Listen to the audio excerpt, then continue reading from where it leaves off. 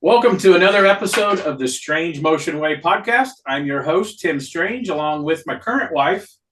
Current wife today? Well, you didn't like it when I said first wife the other day. You're Carrie's, my current wife. Carrie Strange. And my first. Yeah, and you're only. I'm the only one that's going to ever put up with you. It's true. Coming out of upstate New York, his cars have been in a ton of magazines. He's even had a truck built as a Hot Wheels car. He's built a ton of vehicles. Wait, do you own it? I have it? Hot Wheels. Oh, okay. I don't know if I have one signed from him, but I do have it. Oh.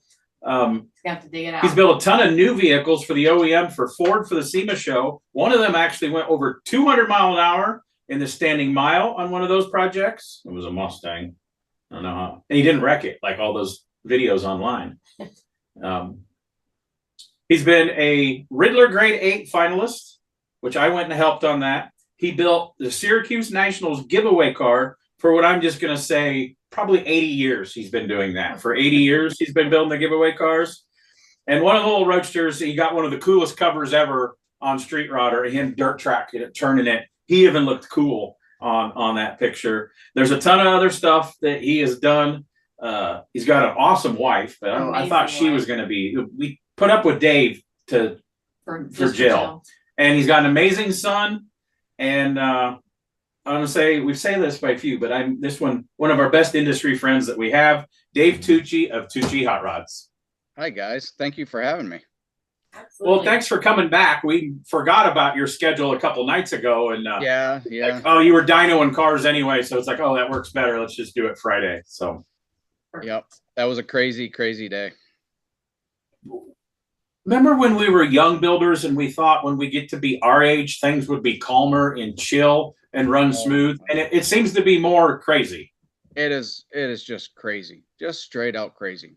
It's a good crazy. You know, I keep telling everybody it's just nuts around here, but it's a good nuts for sure. Yeah. We like to find quotes from every episode. Dave Tucci, it's a good nuts. That's the quote from this one. You can put that into social media.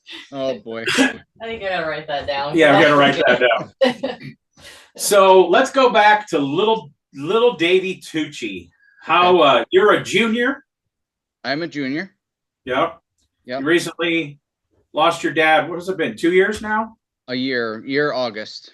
Okay. Yep. One of the coolest. We just called him Senior. He was the coolest guy. We finally made it out to Syracuse. I'm jumping out of order. Mm-hmm. He treated everybody like they were family. He loved to cook and feed.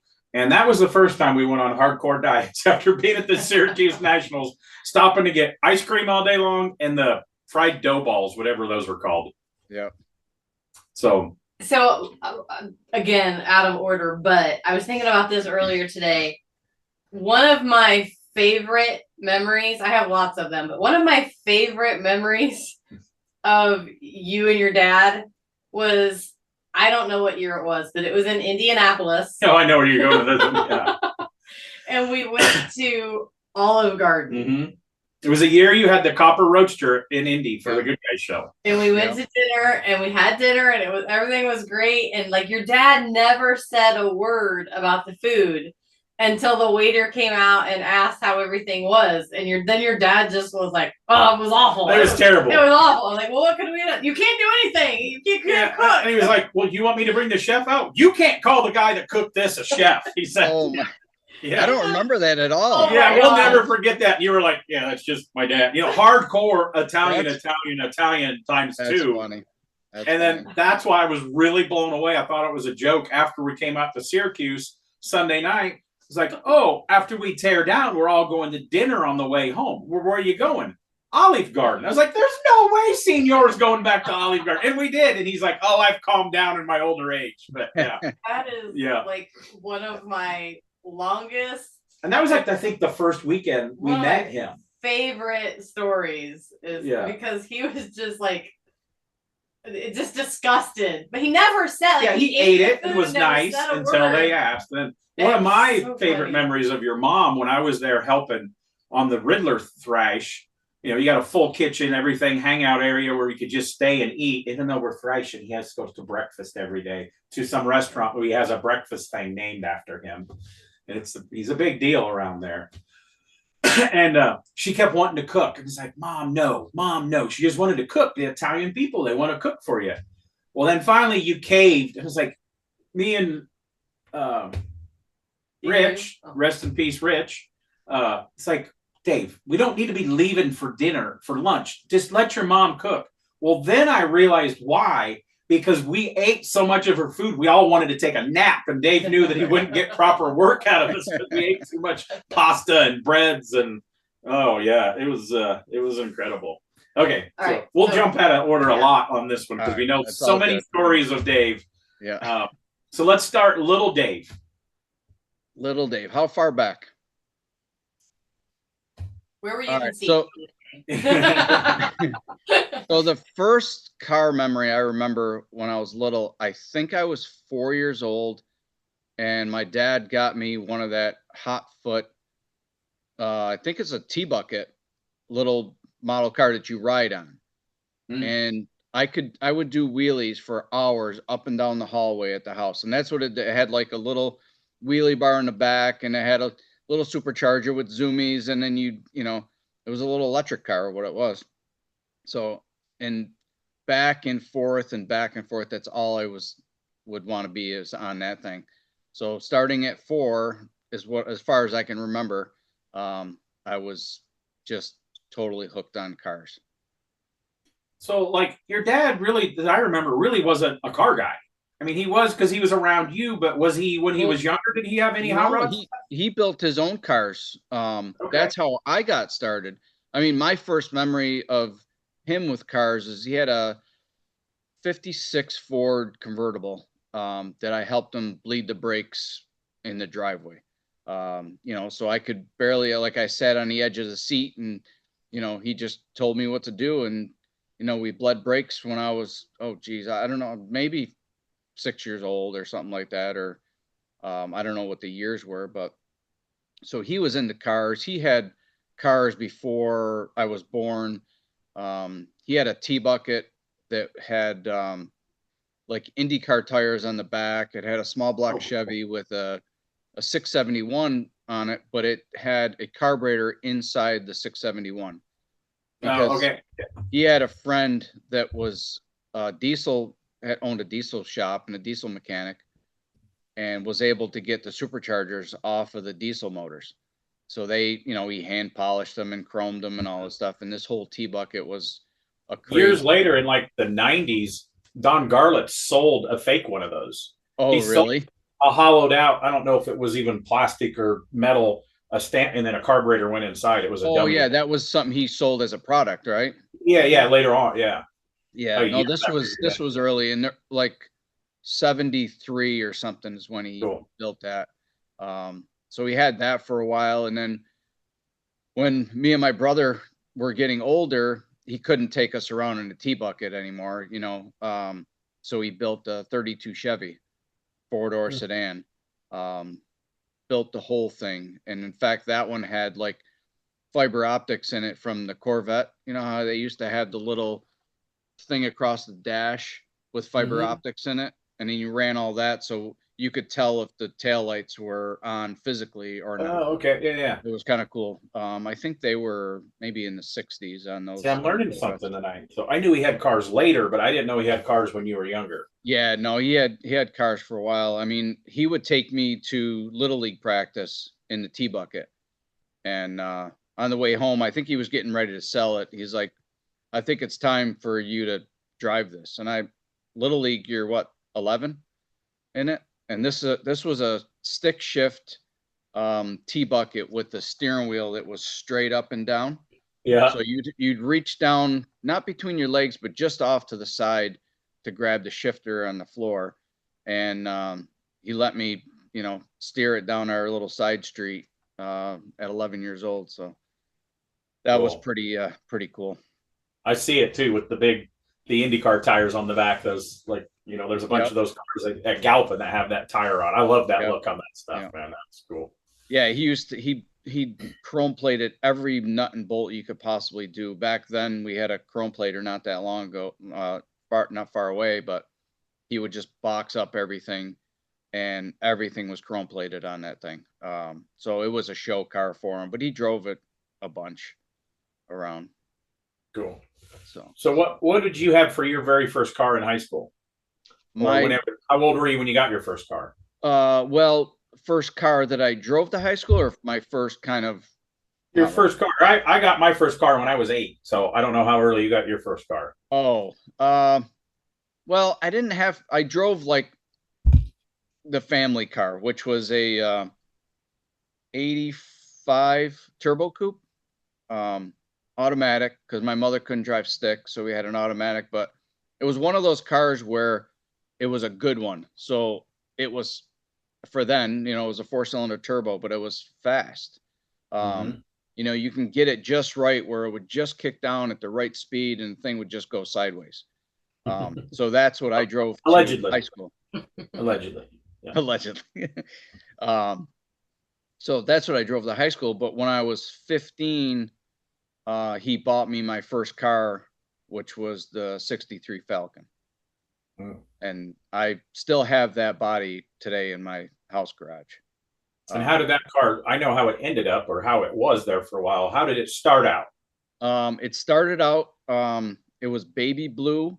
And I was like, oh man, what am I doing with this baby blue car? So I was young and couldn't see it, and he could see it. And then slowly I just worked on it in the driveway. I would put one fat tire, because that's all I had around, on one side and just drive around and try to do burnouts with it. It still had a 6-cylinder in it then. Then I had a neighbor that it was a 289 Ford with a whatever automatic they had back then, came out of some old Ford car, and we fit that in there. And that was the first time that we had it painted. I had a friend, my father's friend, that painted it for us. And then I drove that for a while like that. And then it changed stages after that. It was like, I drove it for a while like that. And then my father signed for me for my first loan to go get it pro streeted. You remember Gary Martz Chassis in Pennsylvania? You ever heard that name? So he had done the chassis. Wasn't it Martz with like 2 A's? It was Martz, Martz. Oh, okay. Okay. But he built the chassis for my father's Willys. He built a 33 Willys at the time. And then, so he had got connected with him, and then we brought the Falcon. That's a true hot rodder. We're going to go sign the loan so you can go get your car pro streeted. Yep. That's awesome. I remember I think it was $10,000. He signed a loan for me. A lot of money, because this was what, 80 something, right? Yeah. So this was 86, maybe 85, 86. Were you still in high school then? Yeah, I was still in high school. Okay. What year did you graduate? 87. Oh, wow. You're 2 years older than me. Wow. I didn't know he was that. So for those listening, you're born and raised in upstate New York. Yep. Marcy, New York. Okay. And what size, of the community that you grew up in, what size of like high school, what kind of population were you? I think we had like 300 people in our class. Oh, wow. Okay. I never paid attention to the details of that, but it was a pretty big, we had like four different communities, like towns that all had their own elementary school. And then were you related to half the school? No. Wrong. Because I've been out there, and it's like, his mom had the hair salon, his dad had all these other things, and the laundromat, and Uncle Rocco's got the radiator shop, and Uncle Jimmy's got the taco stand, or the sandwich shop, and somebody else owns the grocery store, and it's like it's cool though. Yeah. Well, I started out as a Maytag repairman. So my grandfather started an appliance store. My father, joined him then. And then it was the three of us, me, my father, my grandfather, running the appliance store. So I would do a lot of the service and deliveries and all that. My grandfather Did you start that while you were in high school?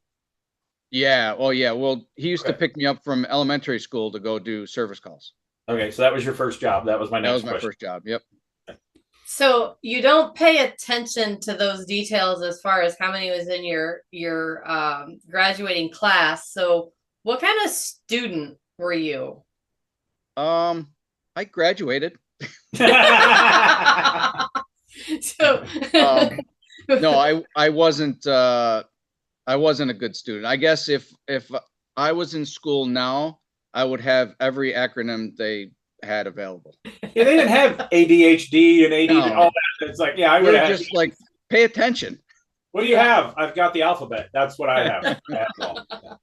Did you have auto program or any auto class or anything at your school? No, we didn't. We had a it was called industrial arts.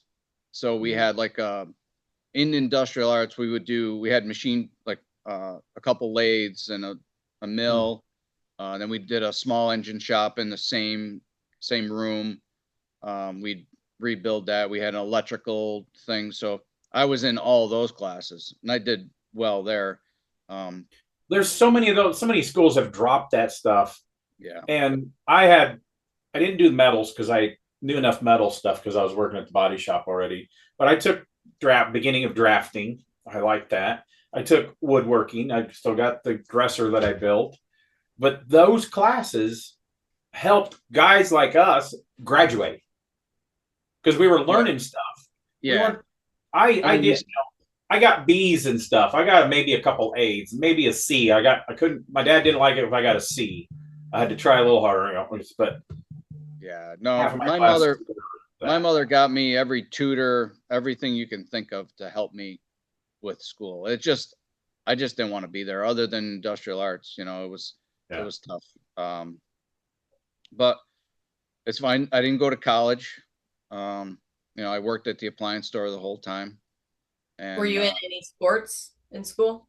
I played a little bit of football, maybe 1 year, but that wasn't kind of for me. And Dom played lacrosse, right? Lacrosse, yeah. I wish I had played lacrosse because I fell in love with that game from watching Dom, but that would have been something. But when I did play a couple days of lacrosse in school, it was like a lot of running. I was like, dude, I'm gonna go ride my bike. I can get there a lot faster than running. And you did ride your bike some. You did freestyle BMX some, didn't you? Yeah, we did that. There's a cool picture of him jumping off the roof into a pool or something. I remember. Yep. Yeah, we built a ramp, and that was cool. My mother knew that's what I love to do, so she went and bought and ordered a truckload of sand and dirt and dumped it in our lawn so I can build a jump out of it. Awesome. I mean, they were, you know, so supportive in everything I did. You know, no matter what it was like, you know, even the hot rod shop, you know, it was whatever, you know, we'll support you, whatever you want to do. So that's huge. So when did you graduated? He said he graduated. Yep. You got your pro street at that time.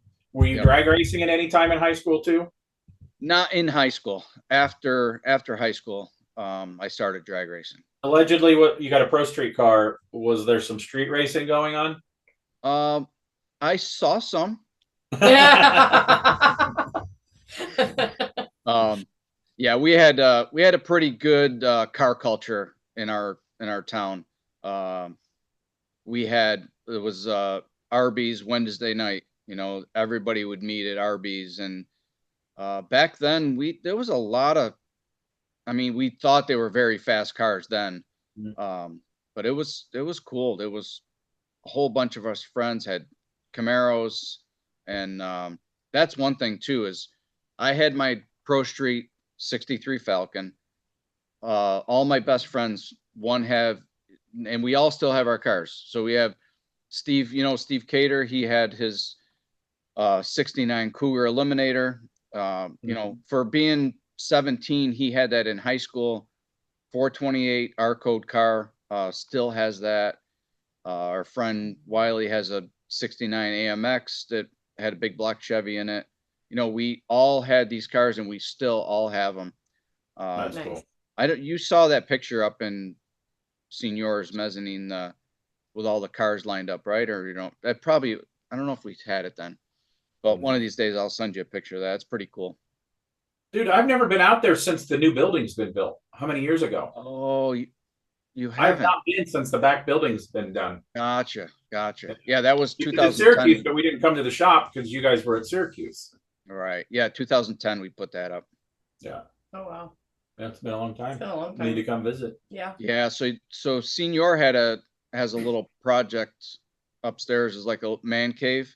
But it's Seen pictures, but yeah, I've never been there. yeah, it was like every day it was something he would go up and work on something, and I don't know if there's an inch of wall space available. Every time I go up there would be something new, and it was crazy. So that was his little project. Awesome. Yeah. So you get out of school, then Yep. what's the next process? Still working at the appliance place? Yeah, still working the appliance for a while. And it was yeah, we did that. And I met Jill in '88, basically right out of high school. And then that when we So tell us done. about starting to. Did you ask her out, or did she ask you out? This is a great story if you want to hear it. I want to. Yeah. All right, so we used to go, a bunch of friends of mine, like 3 or 4 friends of mine, we'd go to the same bars almost every night. Would be the same place, different place. Every night would be different. So I think it was Friday night. We were at this one bar. There was a dance club next door, and then like a regular hometown bar. So I was in the dance club, and then we kind of saw each other, and then I went to go ask her like to dance or something, and then she walked up or connected with somebody, a friend of hers or something. So I was like, I missed out on that one. So I went next door to the other bar, and I'm sitting there and I'm talking to a friend of mine. I'm like, let's go see if that girl's still next door, right? Because I couldn't stop thinking. So I'm walking through the parking lot, and I see her, and she's kissing this kid that she was with. So for some crazy reason, I go, Don't say she was kissing a kid. Yeah. She was kissing another guy. Yeah, another guy. When we were kids, we were like Jill was hitting on the high school kids or something. Yeah. And we weren't at a bar at 17 either, so we weren't. But so I see her, and for some reason I waited in the parking lot for her to get done. I mean, yeah. Did you walk up to that guy and just stand in line like, now serving number 2? Like he walked one way, and then I kind of met her in the parking lot, right? So I walked up to her, and she knew me from seeing me in the bar, and then just started talking to her and said, "Are you coming back here tomorrow night?" And this was the first night she was in my town, because she's from a couple towns over. So it's the first time she was down this way. And then, so I said, well, come back tomorrow and I'll meet you here. She goes, okay. And then I kissed her goodbye, like a peck type kiss. This story is not making Jill sound very wholesome. First night in town, she's making out with 2 different dudes in a parking lot. Come on, Jill. We didn't make out. I just kissed her goodbye. Like, she was making out with that other dude. Yeah, that she was. First night in town. Oh, new fresh meat in town. Yeah. Well, I think she knew him before, so. There you go. But so the next night, which was crazy, I went to this place and was looking for her, couldn't find her. And at the time I had a cell phone built into my truck, like it was mounted in there. So I called her. I saw her friend there. I said, where's your friend? And she's like, oh, she's home. I go, why is she home? She's supposed to be here. So I said, let's go call her. So I called her, and she was like mad because this girl was supposed to pick her up, and she didn't. She was trying to come and meet me, her friend. Ah. Yeah. So we figured that was happening. So we ended up, maybe it was like a week later. I says, okay, I'll come and get you. We'll go to the movies, go to the mall or something. And that was our first date. Is she still friends with that girl? Yeah, unfortunately. Is it any of the crazy ones that I know? No, you don't know. This one's out there. Yeah, Jill has some troublemaking friends. Oh yeah, she has some troublemaker friends. They're a lot of fun, though. They're a lot of fun. Yeah, and I don't think we've really left each other's side since then. Nice. 30. Have you guys been married? 33 years. Wow. Nice. We're 29, so yeah, you're a little bit ahead of us. Yeah. Well, I'm 2 years older, so we're actually at the same pace. Yeah. Cool. So What was your truck that you had your phone bill on? Because that was pretty styling if you had a built-in cell phone in Yeah. So late 80s. I had an 88 short box Chevy OBS 4-wheel Uh-huh. drive, black with red interior. And I was actually the first person in town to lease a car because it was like, oh, we're going to try this thing called leasing. So I was a guinea pig and I was able, and that was another thing I think my father signed for me for that lease. So I was 18 and leased a brand new truck With a cell phone in it. I with a cell know. phone. Was it a Did you? bag phone or just a mounted phone? It was mounted. And Oh. and when my phone would ring, my horn we wired it to the horn.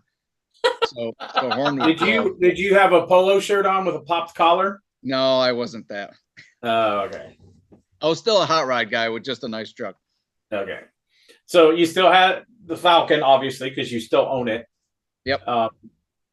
Working at when did the appliance thing end? Because I know you did glass work for a while too. Yep. I was doing at the same time doing the appliance work. So a friend of mine, my uncle had a glass shop, so I would go help him, and I did like all the commercial glass fronts. You know, we do all the aluminum and set all the doors and like in the malls and stuff. We would do all that glass stuff there, and then I would do windshields and cut windshields out and put them in. So, Yeah, that was impressed when you. What did you when I was there jumping out of order again? Your Riddler car, your 35. What did you cut that windshield out of? it was a Ford Ranger. Like Yeah, and I'm like, when does the glass go in this thing? Like a week before Detroit, and I was like, oh, I'm gonna cut that tomorrow night. And that's when I was like, you're gonna cut your own glass, and I was like, you don't want me nowhere near it because it'll crack just me standing close to it. I kept my distance, but I watched him cut that window down. That was pretty cool. So yeah, I did a lot of that for people. And then the glass started getting thinner, and it was very difficult to cut. When you got an OE glass, it was nice. I had some girth Dude, to it. some of them like Camaro and Mustang glasses, I swear it's like a quarter-inch thick. Yeah, That stuff yeah, is like, man, it's flexy and yeah, crazy. So So even when did my copper roadster had that Saab windshield in it. That was glass. I cut down. Yeah, cool. Okay, Sorry, so then when did the Falcon become? It pretty much became a pro mod car, didn't it? Yeah, so every year I would take it apart. Basically, I had the same motor. It took a few years though. It's like I had the same motor, but I would change like the cylinder heads and camshaft. And then I put it in and the car went a second faster. So it started out by going, 12s. I'd put camshaft in it and it went 11s. Then I put a different cam and a different cylinder head on it, still the same bottom end, and went, in the 10s with it. Still kind of drove it on the street. So every weekend I would pull the tires off, remount slicks, put them on the same wheels because I had everything I possibly had into what I had sitting there. It was like no spare parts, no spare wheels, tires, none of that. So every weekend I would change those out. We'd go to the track and we'd race and stuff. And I think the fastest it went when it was still street driven was like 1020s. It used to go like high mile an hour, like 136, something like that. Cool. So then I decided, well, then I was working working with Phil Burkhart. I was kind of crewing on his alcohol funny car. So I got really hooked into all the fuel system stuff, running the car and, rebuilding the motor all the time and trans. And we had Lancos back then. So I was like, I want to take my car and switch it over. So I had a local guy that built some really cool motors, build me a 529 cubic inch wedge, all steel wedge motor, Ford motor. And had a guy build me an intake manifold to put a 1471 on it with on alcohol, and then put a 4-speed Lenco in it. Now this is still the street car with a cage. Yeah. I added some funny car cage, requirements then, but it was still basically not a 4-link. It was even a ladder bar car. and Mustang 2 style front end. But I was testing with the new motor and combination stuff, and I think the fastest it went was like 540s in the eighth. Had like 140 mile an hour or something like that. But That's I was, rowdy. yeah, I was chasing racetracks, and the thing made so much power. And, you know, I had like one of those 4-disc alcohol funny car disc clutches in it. So we just kept trying to calm the car down. It didn't have a very big tire, so it would spin the tire a lot. And so we kept calming it down, and I was chasing tracks because it was the end of the year. We ended up getting everything sorted out, went all the way to Long Island, and I was trying to get my license is what I was trying to do. So we went there, conditions were great, ended up breaking the rear end, the shear in the input shaft right in half. Couldn't come up with another part. We had the alcohol funny car trailer with us, so we had like differentials to put in, but didn't have like a yoke to match my drive shaft and stuff. So, but that was it. And then after that, I was going to build a chassis. I had got a hold of RJ Race Cars and was building a full tube chassis to make That's it where a legit car. her mom lives in that town of RJ Race Cars, and I Oh, had really? like 5 buddies, and I joke Carrie had 12 ex-boyfriends that worked there. Some of my BMX buddies worked there, and my cousin still works there to this day. No kidding. That's awesome. It's such a small world. Yeah. And I had remember the name Greg Azupko? Yeah. He did renderings for drag car renderings. Yeah. He did a rendering for me. I think Jill and I don't know, just Jill or my friends. He showed me that.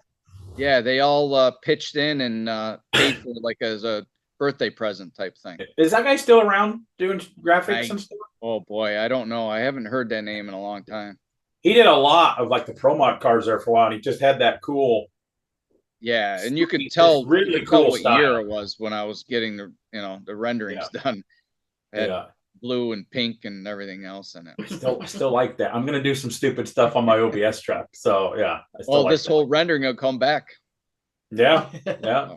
I mean, mullets are back. I'm waiting for I'm waiting for Jill to see her at SEMA with the big hair girl. I want big hair. Carrie's not gonna do that. No. She went the Mohawk direction. So. Yeah. Yeah. So yeah, that's what that. And then that car, it never happened because I decided to start a hot rod shop. Okay, before we get into that, Dad's Willys. Yeah. Tell me about the Willys. I've seen pictures of it.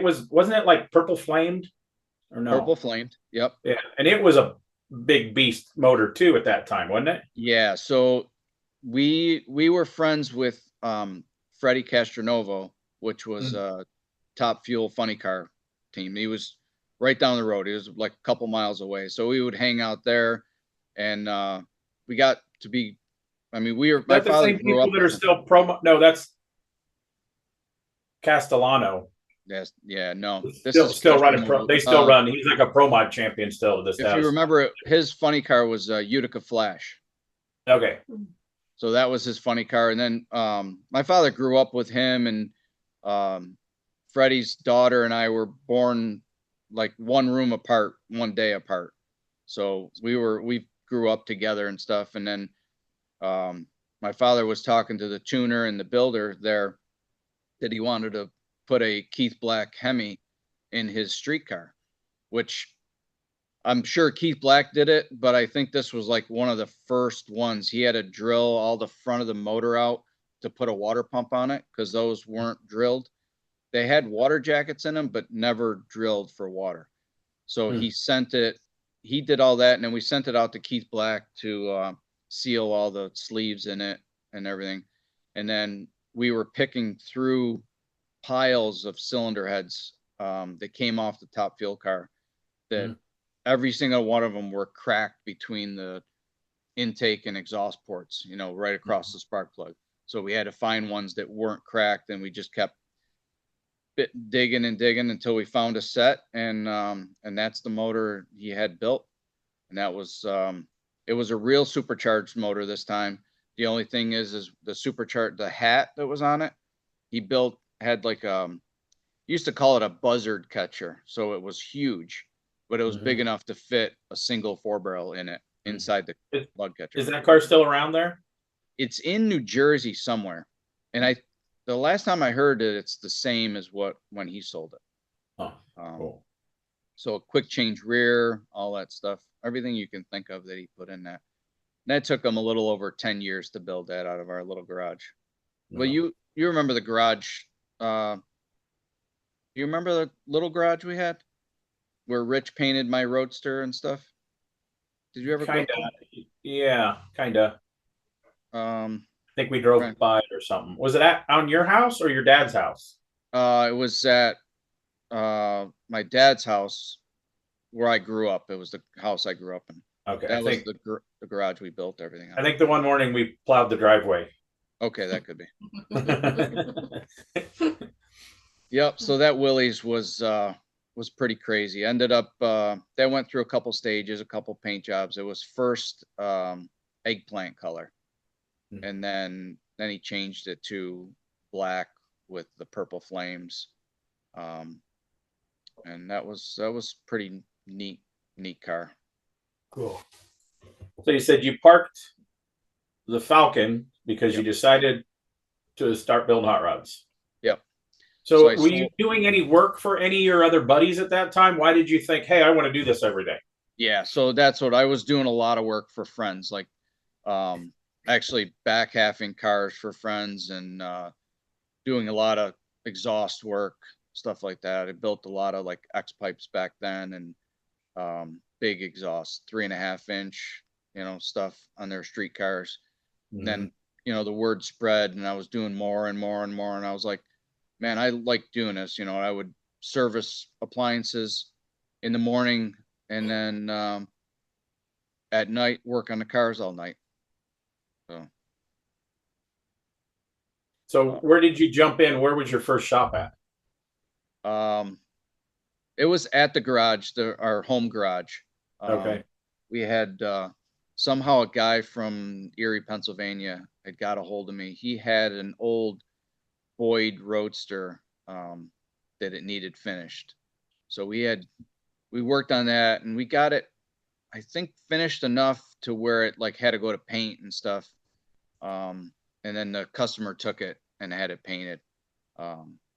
So no, I think I met him through selling. I took the chassis out of the Falcon, cut it down a little bit and put it in a Fox body Mustang. Lengthened the fenders on the Fox body Mustang by like 5 or 6 inches, and then to fit the chassis, and like turned that car around in like 2-3 weeks. Took the body off, took the Falcon body off, put the Fox body on it, and then drove it on the street for a while like that as a pro street. So the Falcon, you still have it. It's just a body shell now? Just a shell. Yep. You need to put that back together. You need to put that on the road. I know. There's a story behind that we can get into why that's not going to get built. Okay. We can talk out of order. Why is it? So, I have my 63 Galaxy, right? Have you seen that? Yeah. You did the power tour in that. Yes. So I absolutely fell in love with that car. I drive it every day. It was 28 degrees out this morning. Still got in it. And yeah. I'm still wearing shorts here. Well, I had to put pants on today. It was really hard to do, but I had to put pants on. So my plan is, I love driving this car so much, is to build this car. I'm gonna sell. You told me that you weren't gonna do anything to that. You were just gonna keep driving the Galaxy. Yep. Well, I keep driving and I keep falling in love with it more and more. Yeah. So I'm gonna sell my 18 Mustang and fully build this car. Not do any paint work, not do any interior work. Still keep a bench in it. Okay. But I'll put a Roadster Shop chassis in it, in a twin turbo Coyote. Oh, cool. So you want to sell the 18? Is that the twin turbo Mustang you went over 200 in? Yep. Okay.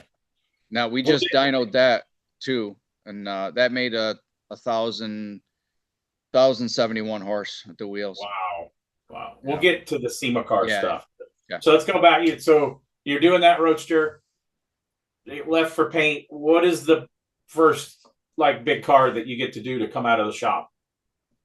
The 39 GMC. So Oh. I was building a couple of cars, you know, local cars and stuff. But let's see, back up a little bit. That we decided to. My father bought a piece of property where the shop is now. So we had talked, and we like I talked to him. I said, I'd really like to do this for a living, you know, for full time. He's like, all right. So we ended up building the building that you were in just to build hot rods. So he built that, got that all up and set up for us, and then I built a couple cars throughout the time before the green truck came in. So a local guy, he's a sand and gravel guy, does a lot of that stuff. He had this original 39 GMC pickup. He's like, I want to make it a street rod, and I have the, you know, the car or the truck and a 40, I don't know, it was like a 402 Chevy, some race car motor that he ran in some dirt track cars or asphalt cars that he ran. So we had those two elements to start with. And that's when Gary Brown was with me. Just the two of us were in the shop. How young was Gary when he started with you? He had to be 20, 18. He was 20. kind of a wizard right from the start, wasn't he? He was, yeah, he was good. He wasn't afraid to get in there and do anything, you know. But he, yeah, the two of us together, we just, it was pretty awesome. Come up with like the fenders and all that when on the 39 GMC. One of my favorite pictures of him was a picture during building the fenders, and he took the two rear fenders. No, two front fenders. Then laid him on the ground and sat in it like a steering wheel. It looked like an Ed Roth car. He's just in the middle of the two fenders laying on their sides. And it was like, that was hilarious. Yeah, I forgot about that picture. Yeah. Yeah. That's funny. All the stuff that we were talking, I was talking to Dom about how, you know, you couldn't really share that stuff live, right? It took how long? It took maybe 6-8 months for anybody to see any of that stuff. And they had to see it in magazines and yeah, there was no social media back then. There was no smartphones. So what year did you get? That's the year I met you. It was the same summer. I met you with the green truck. We had the Speedstar. Yeah. And Rob Ida had the orange Willys. Yep. That was same 99. summer. Okay. It was 99. Yeah. And it's funny because I met you guys. I was standing in front of the Host Hotel in Louisville.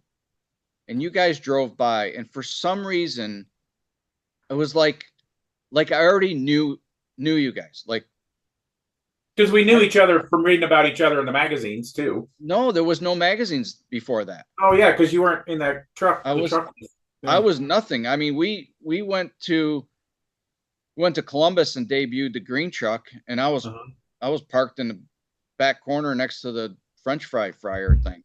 You know, and that's where Chuck Caswell found me stuck over there, you know. So, but I don't know. Maybe we met in Columbus first, or saw each other in Columbus first. Because I have that vision of when you two drove by in the Speedstar, and I remember that I don't remember shit. So I remember that when you guys drove by, and it was like I either knew of you or something. I don't know. Because those people look really cool, and I want to be their friend. Maybe that's what it was. And I remember we had Rob Ida on here. Connection. I remember Rob Ida having like those Jinko jeans. Oh, really? Yeah, they are kind of coming back like the big pant leg pants. And he's like, I never had a pair of them. I was like, I swear you did. So I don't know. You don't remember that.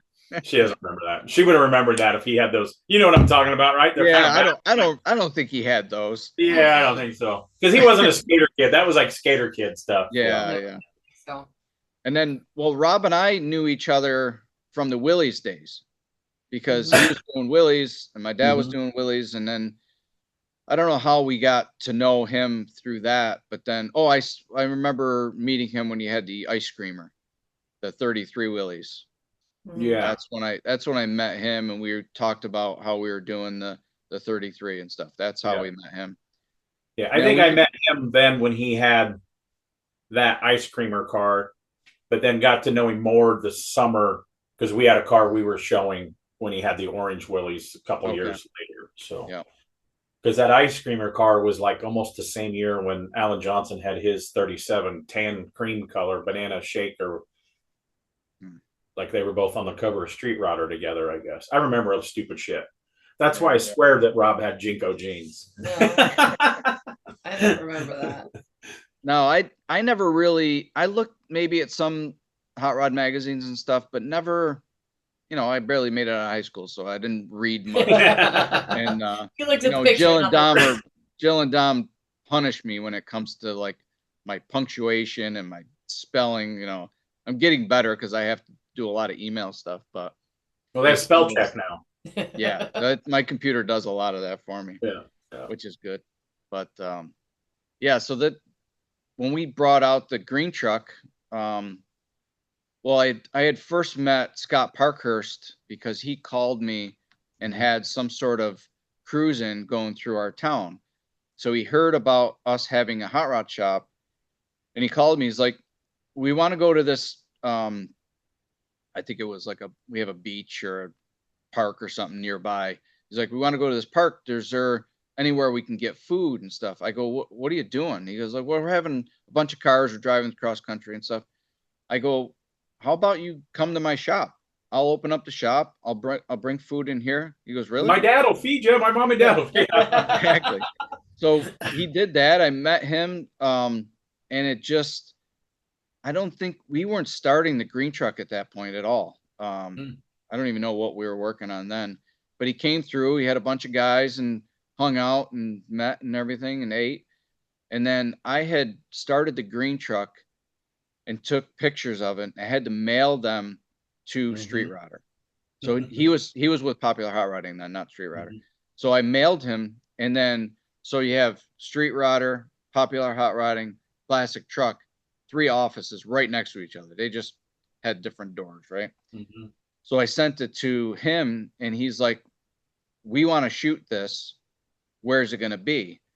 And I go, "Well," and this was in February. I go, "I'll make it to Columbus in June." And we were still fabbing. We were 4 months we built that truck in.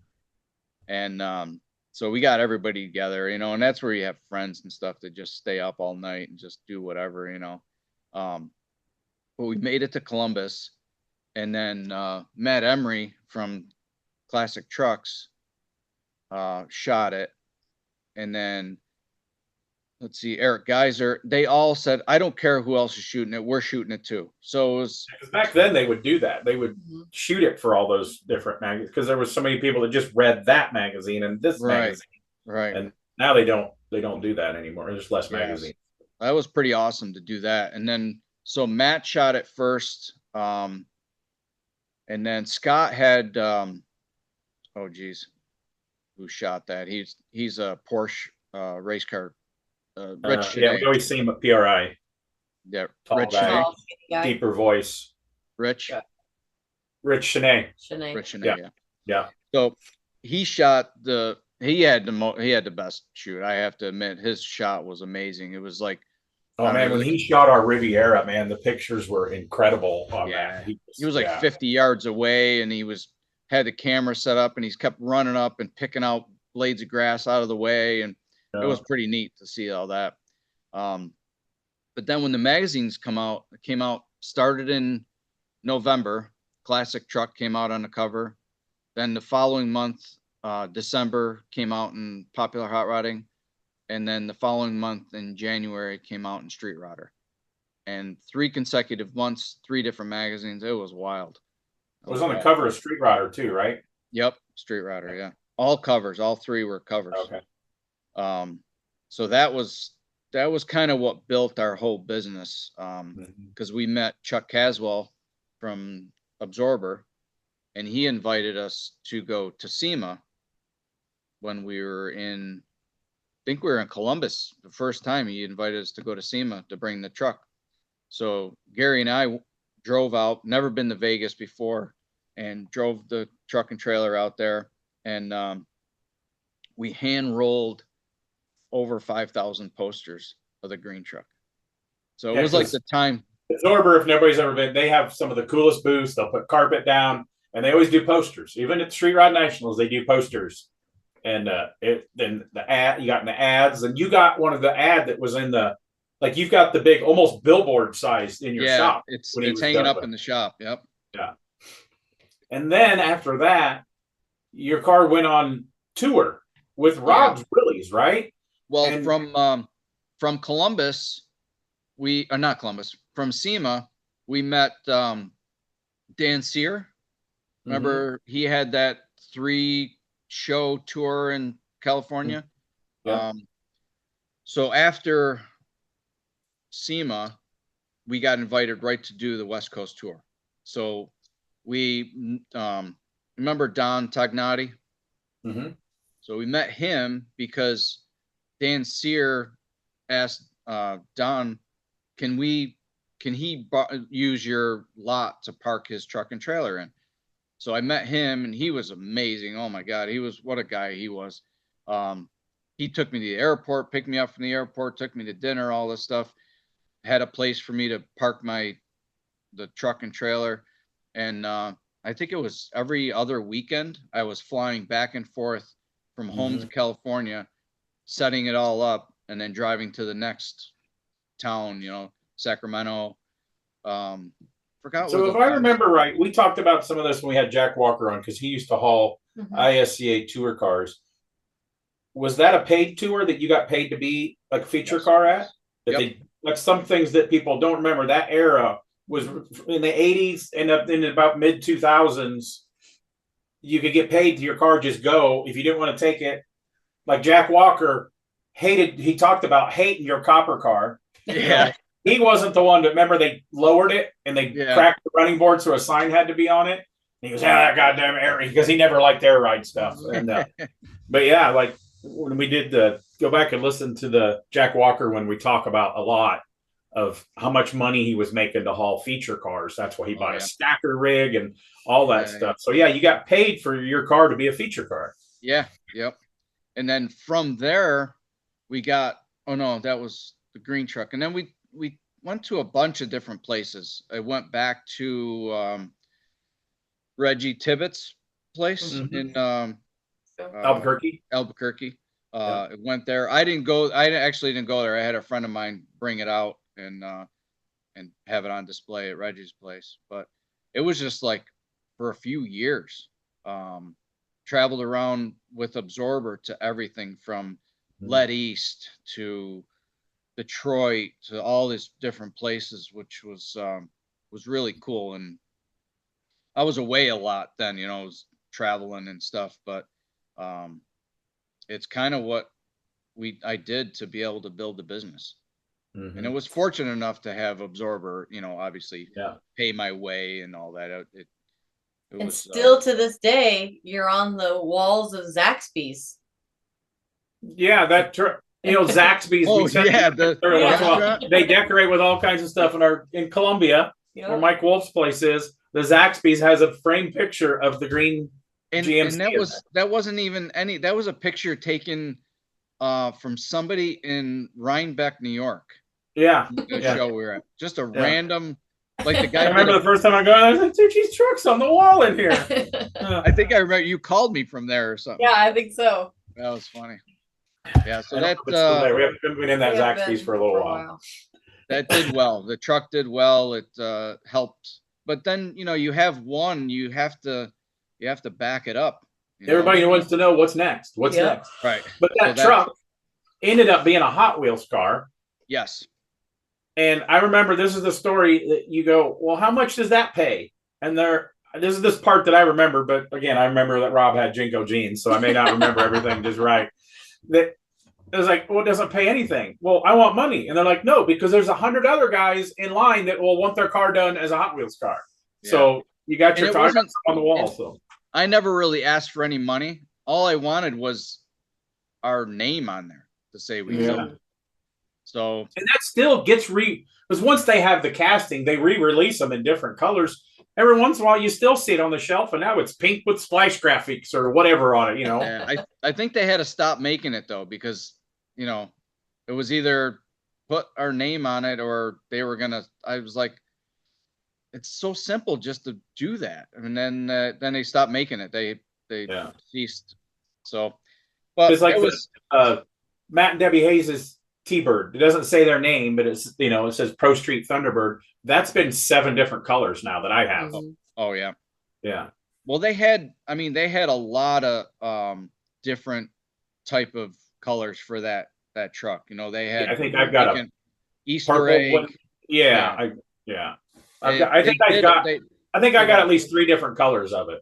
They even did a treasure hunt, so they only have like 1 in 150 boxes. I don't know how it goes, but it was a treasure hunt thing, and I was able to find everything when we got all that stuff together. I put all the magazines together, all the cars that were made, they even had one with a CD and pencils in it for some reason. It was a thing, so it was really cool. And that truck for a while, you still had it sat in your showroom. Is it still around now? Like, you brought it out just a few years ago and brought it back. We brought it back to SEMA for the 20th anniversary of it. Okay. Yeah. So, the customer was right down the road. He unfortunately passed a few years ago. One cool thing is I led his procession with the green truck. Oh wow! And he was a big influence to like sand and gravel guys and dump truck guys. So he touched a lot of people in town. And in his procession was the green truck leading, and there was probably 150 dump trucks. Oh wow! It led through the town, and everybody was in their chairs and watching. It was really, really neat. Cool. It was great. It was unfortunate that he passed, but that was kind of neat. He was a tough guy. Boy, it was That's cool though when somebody touches people like that. Like, yeah, I told her never have a funeral for me, but nobody would show up anyway. So she's like, no. So after the truck, what was next? So I connected with even the truck. I connected with a guy down in Tennessee. Oh geez, he built bodies, like fiberglass bodies. Connected with him because he supplied us a body for one of the giveaway cars for Syracuse. Oh, okay. When did you start building the Syracuse giveaway cars? 2001. Okay. And how many Syracuse giveaway cars have you built through the years? 11. Oh wow, not 80. Not 80, but close. 11. 11. And a lot of really awesome stuff, not simple stuff like. Yeah, I mean, I want to put my name on these things, and everybody said, well, it's only a giveaway car. I said, well, why am I doing it if it's just going to do it like this? So I think the biggest project we did was that 70 Mustang that we ran in Optima. Boy, that was a full on build. We had Detroit Speed front and rear suspension with their aluminum cradle deal and full cage, and that was quite the car. The 32.3 window I remember was pretty badass too. That's by the time Don was starting to help and stuff. What was the power in that? Was that an EcoTech? EcoBoost. That was EcoBoost. twin turbo V6, the 3.5 EcoBoost. Yeah, and you did a lot of EcoTech motors too, right? Wasn't that in the Silver Roadster? That was a EcoTech. Yeah, it was a Chevy 4-cylinder. Yeah, I did a bunch of those. I must have did 5 or 6 of those. You were the first guy I seen put one aftermarket into something. Yeah, and, that was a Solstice. Still a badass little motor for a little light roadster. Oh yeah, that was great. That was one of my favorite cars. That was tough to give that one up because I was also in that one a lot. But there's a new owner for that car, and he's amazing. He brought it down. The silver one that was on Street Rodder cover. Yep. Yeah, I remember you had some questionable shocks on it from the beginning, and we were at Street Rod Nationals. Yep. And driving it someplace into Indiana. I don't know. We went to dinner or somebody's open house, and it kept hitting the bumps, and the front end was like going crazy. Yeah. So that was the summer that Ride Tech come out with them Street Rod shocks, and you got some the next day, and it's like, dude, it's like I put a whole different, like a quality shock. That was when they first come out with them valved Street Rod shocks, and like changed the world on all the Street Rod stuff. I remember that. That was amazing. We were going to that bike thing, weren't we, with DW and the Oh, BMX thing. our hot rod industry BMX Oh yeah, it challenge. might have been the BMX racing Yeah. that we did. And Yeah. then the next day we got those and changed them in the parking lot or something. They had Which I remember that year. One year, I mean, you crashed more than once, but you crashed. We used to do a hot rod industry BMX race during the Street Rod Nationals, and DW Horton would come out. The first year, Jesse Greening rode, a guy Roger from Berman. Roger Berman rode. I mean, it was awesome. Like the magazine, Street Rodder did a half-page article on it. Geyser came out because he was an old BMX. Yeah, Scott Sandoval, and you crashed and you like barrel rolled and never let go of the grips. Barrel rolled, jumped right back up, and got back on the pedals. That's another thing I always remember. Like DW Carrie, when he crashed, and was like, DW, did you crash? And he's like, nope, I just decided to sit down quickly. well, Carrie, weren't you on the side of me when I crashed? Yes. Because Yes. you're like, you're jumping. Yeah, right. You're not supposed to be jumping. You're not supposed to be jumping. Yes, I do. Well, it had been a few years since I hit a jump, and it didn't come back as fast as I thought it would. Oh, the jumping was no problem. It's the landing for all of us. That's yeah, I have a steel plate in my arm. Yeah. That was so much fun. Okay, so you're doing this fiberglass body car, or the giveaway cars. We were still talking on that, but Syracuse don't do giveaway cars anymore, right? Not yet. We're gonna start back up again at some point. There's new owners, so we're changing some things around. But I forgot where I was going. Oh, Rex Orr from American Street Rod or something from Tennessee. He was building some fiberglass bodies, and we had talked about possibly creating, because I loved the 35. 35 was like my favorite year. So we needed to create a really cool 35 roadster, which they had the 37, and then the ones that they had the trucks that were copied by they copied the green truck and stuff like that. They were building all those. But I wanted to put a whole 35 front end on like one of the 37 bodies. So I'm going to say I miss the fiberglass street rod era. I'm going to get a lot of hate for that because if it's not steel, it's not real, whatever. But you could get into a car and you could build something. You could cut it out. I learned fiberglass first working at a vet place. But like, where are all those fiberglass cars at? I mean, there was a million of them out there. Hell, you go to the Street Rod Nationals, there was 20 companies selling bodies, and this one was this way, and this one was swoopy, and the Minottis and the Downs, and it's like, I kind of miss some. I would totally take a glass 32 Roadster to put on my chassis that I got. Yeah, well, I think all those companies, when they were stealing everybody's stuff and thing, they shot themselves in the foot for it. Yeah. I talked to that Ozzy that copied the green truck, because what did I do? I don't know. I saw the booth. Oh, I saw the truck. Somebody says, oh, they built the green truck in a glass body. I'm like, really? This was in York. So my dad and I were walking around. I'm like, oh man, that's a cool truck. I was like, where did you get the idea for that? He's like, you ever see that green truck? He said, we had a poster up on the wall from Absorber, and then we copied it right from there. And then I introduced myself. I said, hi, I'm Dad. I go, I'll give you my address. You can send me a couple bodies. And his like eyes lit up, and he was all weird, but so that never came through. But they were copying a lot of stuff and just trying to get as much stuff out there. Yeah, because that was the coast to coast car. Then OZE stole it. Yep. And then somebody else did that same body. And I remember the OZE, however you say it. So we didn't copy it. Well, that's when Carrie was doing interior. They copied that coast to coast swoopy, which they copied the Boyd Smoothster, basically, right? Yeah.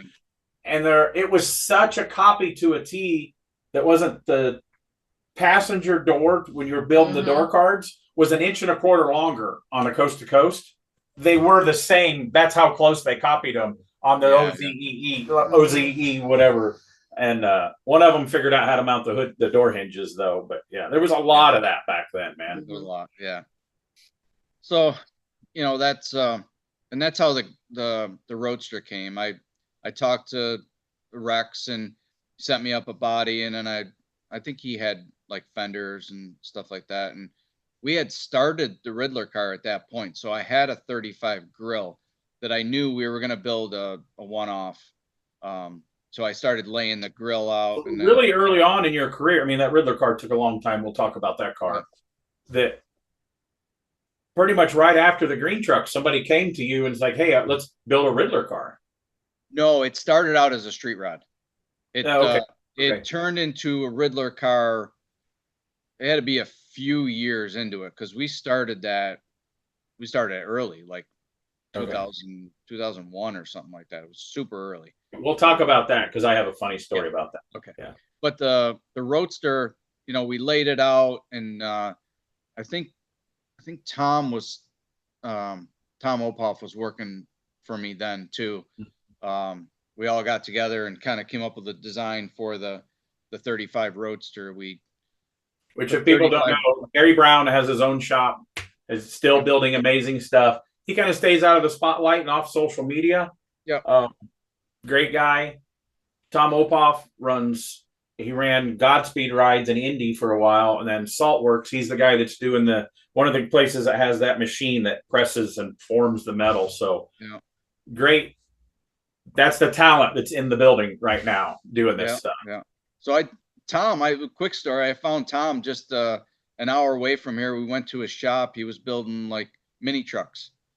And, so he was like, he had an eye, and he had a passion for what he was doing. So somehow I don't know how I asked him, why don't you come and work for me and stuff. So, and both of these guys, and this is a compliment for me.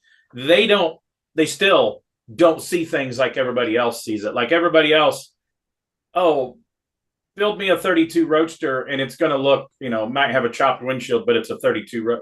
They might, I want to move that door gap 3 inches and I might want to pie cut that hood. Both of those guys have always, to me, had an awesome vision of going forward of like, we can do, like you said, Gary wasn't scared to cut stuff up. So, right. I mean, they both came out of my shop, but that didn't mean that they had their own design in their head, even in the shop, so we really worked well together. It's not like it had to be my way.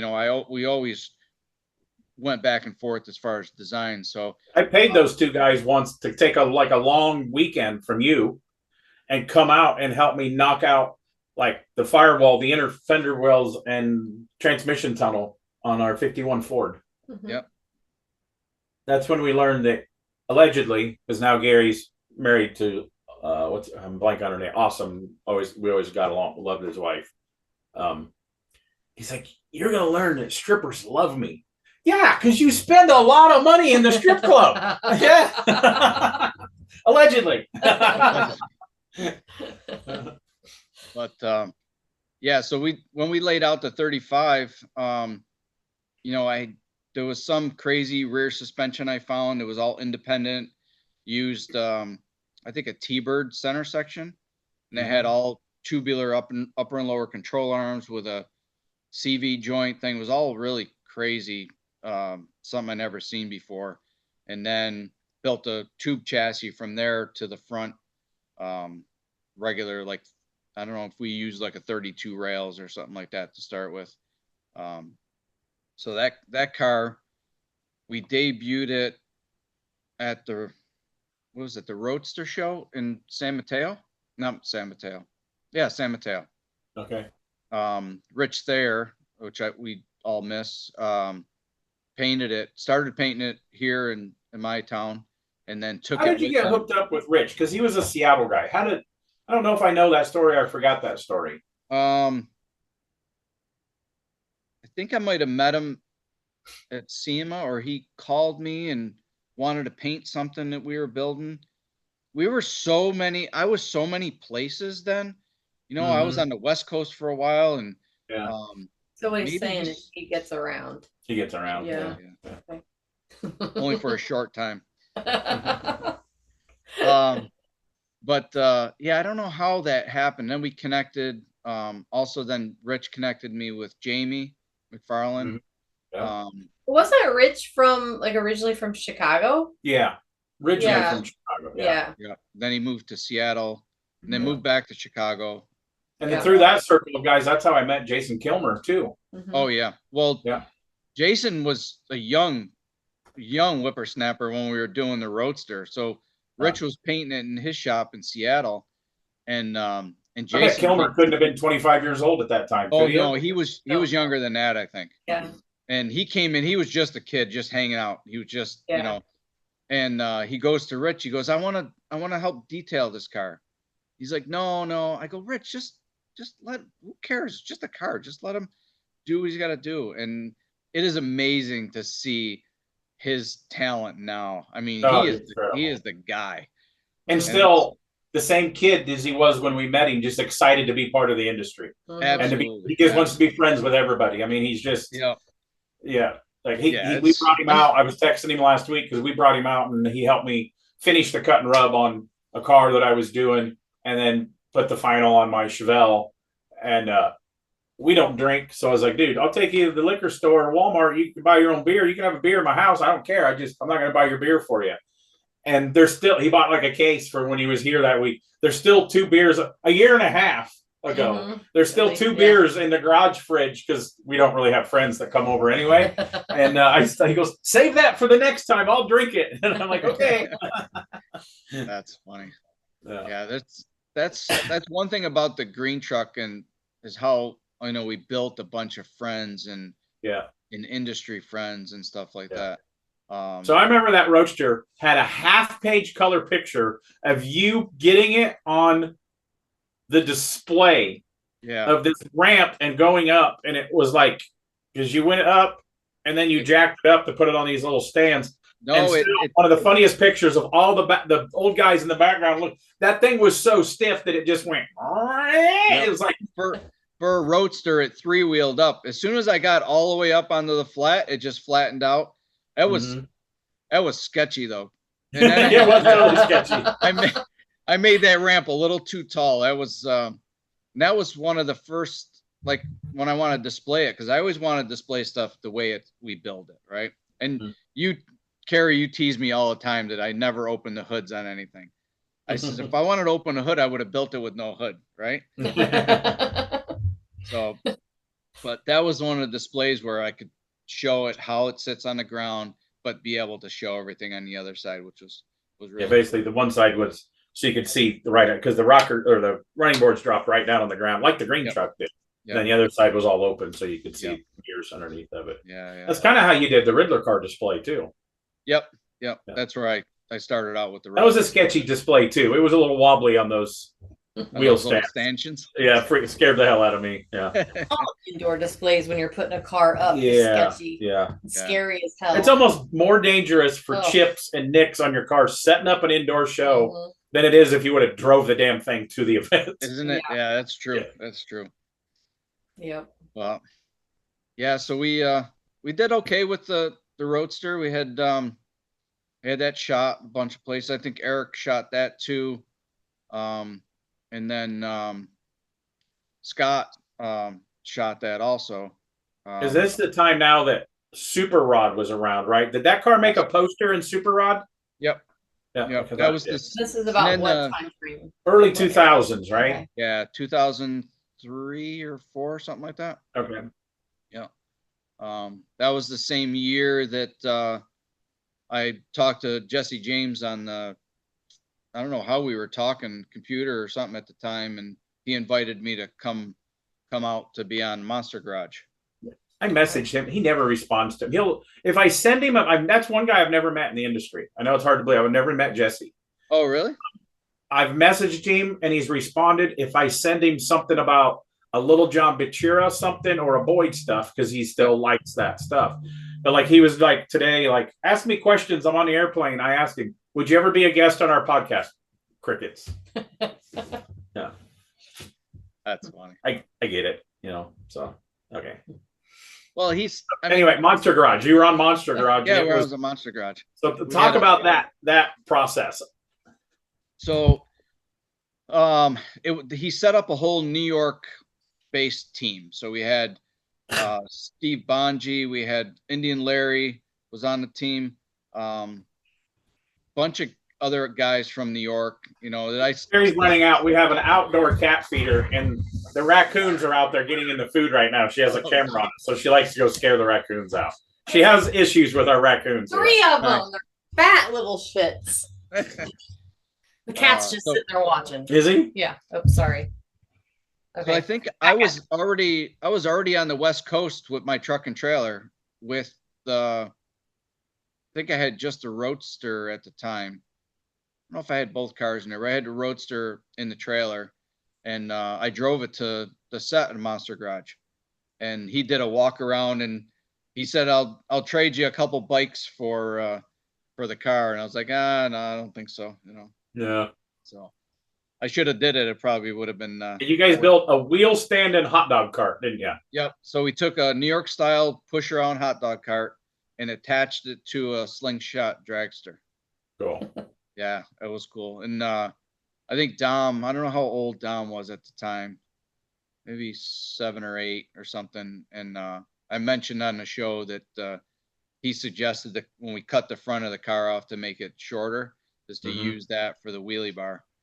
So that was kind of cool to get him. I tried to get on there. I made a metal box and flamed it, and felt lined it, and put my VCR tape in there. And I tried a couple times, but I never got a call. Oh, really? Never got on there. It was all right. It I wasn't fun. as cool as Dave Tucci. Nope. No. Yeah. I was actually on the design team with Mike Desmond. You ever meet Mike Desmond? Yeah.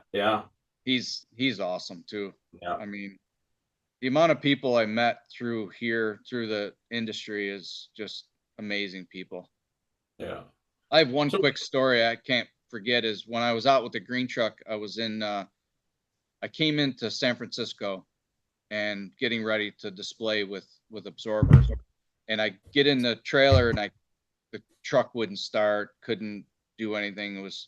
I had a bad fuel pump. So I didn't know anybody. The airline lost my bags. I couldn't put gel in my hair. I looked like, so I didn't know anybody. I'm in San Francisco, don't know soul. So I knew about Roy Brizio. And so I don't know if I was driving, I must have been driving my truck around. So I went to his shop and introduced myself, said, listen, I have the green truck where I have a bad fuel, have something that's going on with it. Do you have any parts or this and that? He goes, you know what? I'm going to give you this guy for the whole day, a spot in my shop. You do whatever you need to do. He'll take you to the parts store, rummage through whatever you have in my shop. It's all yours. And that was amazing. I mean, for him to stop doing that, and who he was and who he is, and that was a really big eye opening of what this industry is all about. Cool. So we're supposed to record him Monday. Yeah, nice. We'll see. One of the shop guys says, yeah, he's already asked me to help him get on the computer Monday evening. So, yeah. So when did you do your first SEMA? Was your first Ford SEMA thing the orange crew cab dually? Yeah. Was that your tow vehicle at that time now or yet? No, because I was driving I had a GMC crew cab that I was towing around. But we had met, Rob and I, now we were traveling together. Rob and I were traveling together. So we met Dan Webb. Somehow, he took a liking to us or whatever. So we're walking through San Francisco, one of the shows there, and he had one of his girlfriends at the time. She worked for Ford. She was the one that did the Ford project vehicles. So Rob and I the 4 of us are walking through the thing, and she goes, you guys want a truck from Ford? Because we knew it was a Ford project. So I'm like, yeah, Rob and I could build one together, He goes, no, you can have one each. I'm like, okay. And I don't know how old. I think that's the era of SEMA that I missed. We were just talking about that. We did 12 of those new OEM vehicles, but you didn't have much time to do them. But it's like, man, I would love to do one again and have a new vehicle. Yeah. It was different. They said I needed to send in a rendering, which we had a rendering done. Didn't really need to be approved or anything. So I built it. That truck, like everything I do, I try to go crazy. I bought a extended cab and attached it to the crew cab and made the doors, rear doors suicide, and did all this stuff and had air ride. And remember Bully Dog, the tuner company? Mm-hmm. So they never really heard of SEMA, or may have heard of SEMA, but they sent us all the stuff for that truck. And when we went out to Vegas with it, we tested it and did all this stuff, and the thing was fast at the time. So we get the SEMA with the orange truck. Now, I don't have any really correspondence. Actually, when I went to Detroit to pick it up, I just went with a friend of ours. We drove a car out and we cut through Canada, which we used to be able to do. We get to Detroit, you know, I'm looking for a bunch of paperwork. She goes, "No, here's the keys." She goes, "Don't drive through Canada. You'll have it taken away from you." I don't have a license plate. I don't have nothing. I don't have proof that it's mine. Yeah, we did the same thing when we went up and got our Fords. Yeah. So we drove all the way home from Detroit, allegedly, with no plates, no nothing. It was wild. And I put a paper plate in the back window, said "car in tow." And so and that was what year was that one? That was it was a 2000, so it was in 2000.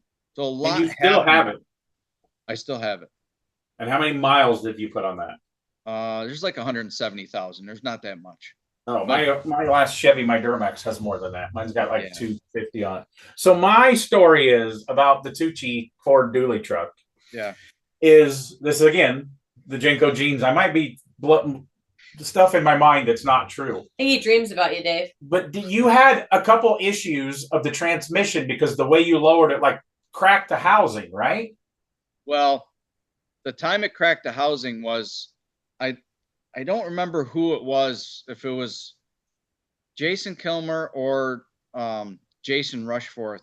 One of those guys up there borrowed the truck because I put I think the Roadster was in one of the guys' rigs to go down. So I don't remember how I got down to San Mateo for the Roadster show, but they drove my orange truck down. It's like, "We're going to drive it down." I go, "Okay, but stay out of this little range." Well, they didn't stay out of that vibrating range. And by the time they got to Bakersfield, the whole rear housing had broke off the transmission, and they just brought it to a dealership and parked it there. So the dealership, we talked to them. They put a new tail shaft on it and everything. And then Rich and I drove his little lowered Dodge truck or something. And we drove that to Bakersfield from SEMA, picked it up, did a test ride on the orange truck, and it didn't have any reverse, just forward. So we towed Rich's truck from Bakersfield back to Seattle with no reverse. Then did you have another issue with the transmission? Yeah, we put 8 of them in there. See, that's my story. So you used to be able to have a warranty on the Chevy, GM. They used to have a warranty, and then a few years after that, because we did a couple GMs and they had warranties on them, and then the deal was if you modified them so far, they voided the warranty. I understand all that. Too much suspension mods. I always called that the Tucci rule. They got tired of putting in transmissions in that dually, so they passed this rule on your SEMA OEM builds. Okay, it's yours, but there's no warranty on it. Right. That's the Tucci rule. That was me. Yeah. So. Yeah, that's awesome. You still got that. Yeah, that was the first Ford deal we did. But then one of your buddies drove it on Power Tour this year, didn't they? Yeah, we got it back running after a couple years, and a friend of ours, Nick drove it, so it was pretty cool. So while we're on the SEMA stuff, how many SEMA vehicles have you built through the years? Were they all Fords? No, well, no, I've only not gone to SEMA since '99, maybe 3 or 4 times. Didn't bring a car. Yeah, well, I mean, let's talk about the new cars, the new stuff. Oh, new cars. Yeah, the new stuff. Since the orange truck, then we did another one in 2016. We started. That's when Dom Dom submitted it himself. Oh, okay. Yep. And that was the twin turbo Mustang? Nope, that was the Fiesta. Oh, yeah. I forgot about the Fiesta. Does he still have the Fiesta? Yep. He just road raced it at Lime Rock, Connecticut. Yeah, that's a cool little car too. A lot of suspension upgrades and yeah, that has all hand formed fender flares, all steel. that's when he started doing the 3D printing stuff. Yep, that was the first thing we did 3D printing on. So the 3D printing company sent us over a 3D printer. So allegedly, this is the story I remember. It was that one. Tim and his stories. Well, when you go to the Ford, you check them in a lot out there, and they might sit there for a day at SEMA. Yeah. Was that the one that he figured out? He printed them like honeycomb style. Was that vehicle? No, Or was that the next year? No, that was that Eco. The heck was the name of that? There was a little Eco Sport. Oh, okay. SUV. That was cool. That one was cool too. Like all of them are cool that you guys have done, but yeah, this stuff started moving around in the sun, and you guys, you took it. Then you take it to Brick Shop. No. So, well, we parked the thing, and then Ford called us, and they're like, "You need to come down here. There's something going on with these fenders."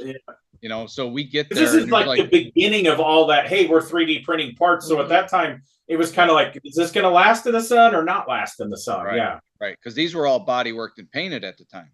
Mm-hmm. So they got out in the Vegas sun, and they just started moving around, and all the structure inside is what the honeycomb you see. That's what holds the two layers together. So that's what started showing through. They're like, we can't put this in the booth. So we're like, all right, well, what's our timeline? Says you have to be here at 7:00 tomorrow night, the latest. This was already 8:00 the day before. So we scrambled and called everybody and called a bunch of guys, and ended up meeting one of the they wrap cars with vinyl and stuff. Mm-hmm.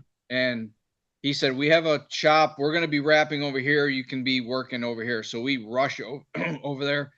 Excuse me. We buy a bunch of like product and sandpaper. We get there, and it's like, don't rush. Go have a night. Go eat dinner. Have a good night. Start early in the morning. So we're like, okay, that's not like me. I can't just. So we get up early. We go to the shop, and we get a I don't even know how, a friend of a friend got us there. And then we started calling. We called Bo Vescio. And it was like, Bo, are you in town? He's like, I'm just flying in now. He goes, man, we need help. Because first of all, I met Bo through you too. Yeah. So we don't know. We're not body men at all. And I'll admit that. I'm not, I'll do whatever I need to do, but not to fix something at that thing. So we were at part stores buying Bondo off the shelf and all this stuff. And then Bo comes in with one of his guys, and we just take the fenders off the thing, start body work them in the parking lot of this place. And we get them all body worked, and the wrap guys are in there. He goes, just get it nice and smooth. We'll wrap them. You'll be good to go. So we did that. We get them all back on. They wrapped them, and the thing looked better than it did before, because the sheen was correct on the wrap and all this stuff. And we brought it back, and they said, okay, you're proof to go back in. We were like, oh my gosh, we thought we were killing our deal with Ford right then and there. Well, that's some of the stress. If the vehicle isn't nice or up to they could give you an invoice for that vehicle that they gave you. Yeah, the Chevys was like that. If you did, I didn't hear that, but I would assume it had to be something. Yeah, the Fords were like that too, because when we got the Transit, they had to air flight it over, and they said if it didn't get approved for SEMA, we had to pay that air flight bill too. And we had when in that check-in spot at the Ford that year, that was the last vehicle. We proposed it with crazy graphics on it, and they called and says, we want you to do this, because it was BMX themed with the Yakima booth, so it was all that sports van thing that they wanted. Yeah, and they're like, have another rendering done. Lighten up the graphics on the side. So we did, and they're like, okay, you get this. So we show up at that check-in lot at SEMA, and they're like, the guy had the first rendering, and he goes, this isn't.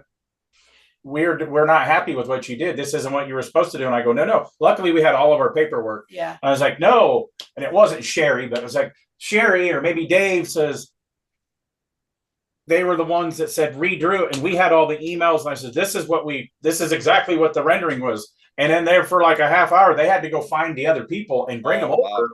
Like they weren't happy that we didn't do exactly what the proposal was. We had taken the decals off of it, and because we drove it out there, and I lost the T in transit. No, you lost the O. I don't know. I lost the letter. The stick-on letters on the back fell underneath seat. So we had to take the seats out, and it was. We got somebody driving through dealerships to see if there's one that they allegedly could pop the O off of the thing. We're like, oh, we could cut off a chrome socket and glue it on, and we had half the interior out of that car. Wow. Because the paint was fresh, so we didn't want to stick all this stuff on and think outgassing because we drove it. We were supposed to drive them to SEMA, that they would fall off. So we put them on.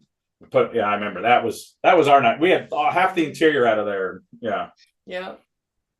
God, good time. Why do I want another one of these vehicles? So much fun. Look at the stories. When I did the orange truck, I get to SEMA and I didn't really talk to anybody. They're like, I had maybe a parking spot. It was outside along where the buses were always there back then. Remember the buses all out front? Yeah. So we were parked out front, and I had this like little sun display. You remember that sun display we had? We hand plasmaed it all out, and we had it all lettered and everything. I had a description of all the sponsors and stuff. Mm-hmm. Yep. And never talked to one Ford person the whole time I was there. It was bizarre. That whole deal was bizarre. There was definitely different, allegedly, levels, and if the right person, like that, she said, "You guys want one?" So there was some around the corner stuff that happened in some of these, like some things you went through. Like that's how we got our last Chevy. It wasn't a new release vehicle, and Bob that has passed away says there was 3 of us said do an HD 2500 for us. Can't be a dually. GMs wouldn't give dualies. Oh yeah. And I was like, why? He goes, don't ask questions. Just get it to me ASAP. And this was 2 months after the deadline for proposals. As soon as he signed for the pick, because you still had to send it in the mail, he called and says, okay, start the paperwork. And I go, and then at the end at SEMA, I go, I still don't understand. He goes, no, he came to the shop. Yeah, he had to check on stuff. They were coming and doing shop checks. Yeah. And it was on my birthday because we were in here. Yeah. And he came to the shop that day, and that's when he told us. It was like, it was a thank you because me, Rick Bottom, and somebody on the West Coast for the GM stuff always did our marketing reports, never caused him any trouble. We never showed up. Oh, we didn't have time to paint it, so we just put decals on it. And he goes, this is a thank you. So I still own that truck. I don't plan on it. I'll put a motor in it someday, like your orange truck, man. It's like, it means a lot. Like I had tears in my eyes when we had, I mean, at that time, that was a $65,000. We got a 1-ton, $3,500 or 3,500 long bed LTZ loaded crew cab 4-wheel drive Duramax. Yeah, that's $100,000 truck now, man. Right, that's pretty crazy. I would do dirty things for a free truck right now in my life. dirty things. So after that one with the fender flares, what did you build next for Ford? Trying to think of the order. I think we did. I think we did the Bronco and the Maverick after that. Those were the same year too, both in the Ford booth. So the way the SEMA stuff worked, I was telling Monchalov that you still had to find your sponsors, your products. They didn't really help with that unless there was something that they wanted to push towards you. Right. And if they really liked your vehicle, they'd invite you, Ford would, to be in the booth. Or if you won a design award the year before, you kind of got in the booth the next year almost automatically, didn't you? Right. Which you won a couple Ford design awards, didn't you? Yeah, we won one with the Mustang and one with the Maverick, I think. Okay, so the Bronco was lifted and it had the tracks on it. Yep, had snow tracks. And you guys love playing in the snow. The videos of you guys playing with them tracks, so that had to be a lot of fun, didn't it? Yeah, it was a lot of fun. That was a crazy vehicle. That thing, I couldn't believe how it would go through snow. You know, we took it up in our snowmobile trailers and went out and we're hammering through while our friends were riding behind us on snowmobiles. So that was pretty cool. And then the Maverick, that was the first. I still don't understand why they called it a Maverick. I love these little trucks. My BMX buddy has a basic one. They're a crew cab little mini truck, and you guys built it, lowered it, and that thing was such a hit that Dom was actually explaining that to me. Ford makes a upgraded option that is basically kind of styled after the stuff that you did on that truck, right? Yep. They have a model now. I think it's called the Lobo. Okay. It's kind of styled after our style. Well, he worked really close with Ford on all those designs, back and forth with the rear wing and moving things around and stuff. So it was really a whole collaboration with Ford directly and some of the designers and stuff. So that was a great experience. Boy, that was something else. In fact, before we knew we were getting a Bronco, and they were like, "We want you to. Can you do 2?" I'm like, "Yeah, we'll do 2." And so we're like, "Well, we can't tell you what the second one is, but you still want to do it." We're like, "Okay, you really don't." Because they not publicly released this vehicle, what it was, right? No, it wasn't even out in the public yet. And then they did some sort of press conference to say we're coming out with this thing, and they called us like that afternoon. Did you guess what you're going to be building? So that was kind of cool that we got a pre-production. It was actually not a pre-production. It was a test vehicle that they used. They had 5,000 miles on it. So they did all the testing. It must have been all lettered up or with the vinyl and the anti-picture taking stuff or whatever they call it. So that was pretty cool. Then after that, you did the twin turbo Mustang? No, we did that. I think we did the Mustang after the Fiesta. Okay. So we did Fiesta, Mustang, EcoSport, the truck, the Bronco and Maverick, and then we did the Mach-E after that. After they were pretty much done with that program, but they gave just a few electric Mustangs out. Yep, but they had no booth, so we had to find another booth to be in. So we were in. Yeah, that's after Ford quit coming. Another year, they gave some vehicles. I think they gave one to a couple people this year. Could be. I'm not going to say who, but there's somebody that's put some teasers out for a Mustang convertible, and I asked him, and he already did Ford vehicles, and he just kind of gave me a little wink, private message on Instagram, a little wink thing. So either they're just building one for themselves, or they got to do one for Ford. I don't know. That could be. I mean, Ford Performance is changing now to Ford Racing. Yeah. And they're going to have a pretty decent presence at SEMA. So what of the Ford vehicle? You got the dually still. You've got the twin turbo Mustang that's going to be available. Yep. That one. Talk about that twin turbo. I mentioned it quickly. You went a little over 200 mile an hour in the standing mile. Right, in Texas at the Texas Mile. Because we have to get the rev limiter out, and then you found out that it had a secondary rev limiter at like 100. It was something? A speed limiter. So that was the first. So that's a Gen 3, they call it, Gen 3 Coyote in that. Mm-hmm. So that car wasn't tunable at the time, but we worked directly with HB tuners. We sent them to ECU. They broke into it to be able to tune that. So we were able to tune that Mustang, and we went, Alex Pites out of Houston, Texas, tuned that car. When we went down there, and it was only really, it was making 730 wheel horsepower at the time. And everybody's like, there's no way you're going to go 200 with 700 and something horse. I'm like, I don't know. We're working with Aero. We talked to a lot of the Ford guys, and they said, as long as you get the air to not go in the engine compartment, it won't create a parachute. So we blocked the whole front of the grill, the bottom. We had just Dom 3D printed some air ducts to get air to the turbos.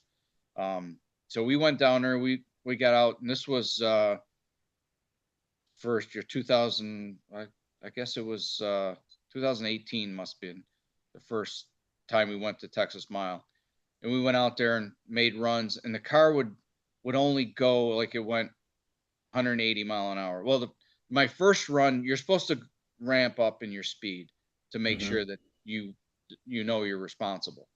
So I didn't know much about the car. I had like 80 miles on it at the time. And then most of the miles were on a dyno. So I never really drove it that much. So I get out there and I set the speedometer to digital. So, okay, I can watch it and I'll make sure I don't go over. I think I hit a stay around 160. So I get out there and it says 160. And I was like, it's not going any faster. I'm like, this thing is a dog. Right. So my first pass out there, I get my ticket. It was 183. I'm like, oh my God, they're going to kick me out of here. And we got lucky because the timing system was all jacked up from high winds and stuff. So I told them, I said, I'm sorry, they're reading. I had to go back and look at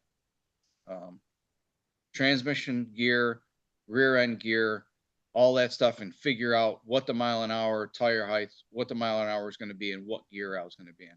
So then I ramped up, and then the car would only go like 186. It was like 186. And then he's looking at the data that we recorded. It would get up to 186 miles an hour, and the throttle position would go down to 30% and stay there for 7 seconds till the end of the run. So I was at cruise control at 30% throttle and 186 mile an hour, which was crazy. So we had to wait. There was, we tried everything. We tried disconnecting wheel sensors to try to fool the thing that it wasn't really going that fast. But it took a whole year for them to make that patch to unlock the speed limiter. So we went back the following year. And we went down, we took Dom's Fiesta down too. And he was behind me. So I went down first and the thing clicked off 200.8 and he was behind me and I didn't know, he already knew. And we get down to the end, it was amazing. We did it. We loaded up in a trailer and we went home. Did what we came to do. Let's not push our luck. Yeah, that's it. Exactly. Yeah, that's awesome. Yeah. That's cool. But so then what else do you guys still have from them Ford projects? The Fiesta, the Mustang, we sold the Bronco, we have the Maverick, and we sold the EcoSport. We still have the Mach-E too. So, do you guys drive the Mach-E much? A little bit. We're probably gonna get rid of that. We don't drive it that much, and I'd like to put more money back in the business. Yeah. Get more parts. So we plan on doing a podcast with Dom, but when did he graduate? So he graduated, he went overseas for school, or was he went for a semester in London. Yeah. Okay. And then he I came forgot back. about that. When did he start like being in the business full time? So he graduated, it was a 5-year program. So he graduated in 2015. That's what Carrie did for high school. I did not. But he went to Syracuse University in industrial design program. So he came home and, he could have went anywhere. He was thinking he would go work for, Ford or wherever. And a friend of his, Nick Maffey, came to the shop and, they hung out for a little while. And he's sitting there. He's like, I think I want to try to make it a go here. I'm like, oh my God, amazing. And you remember the showroom we used to have back then? So that showroom now is his whole workspace.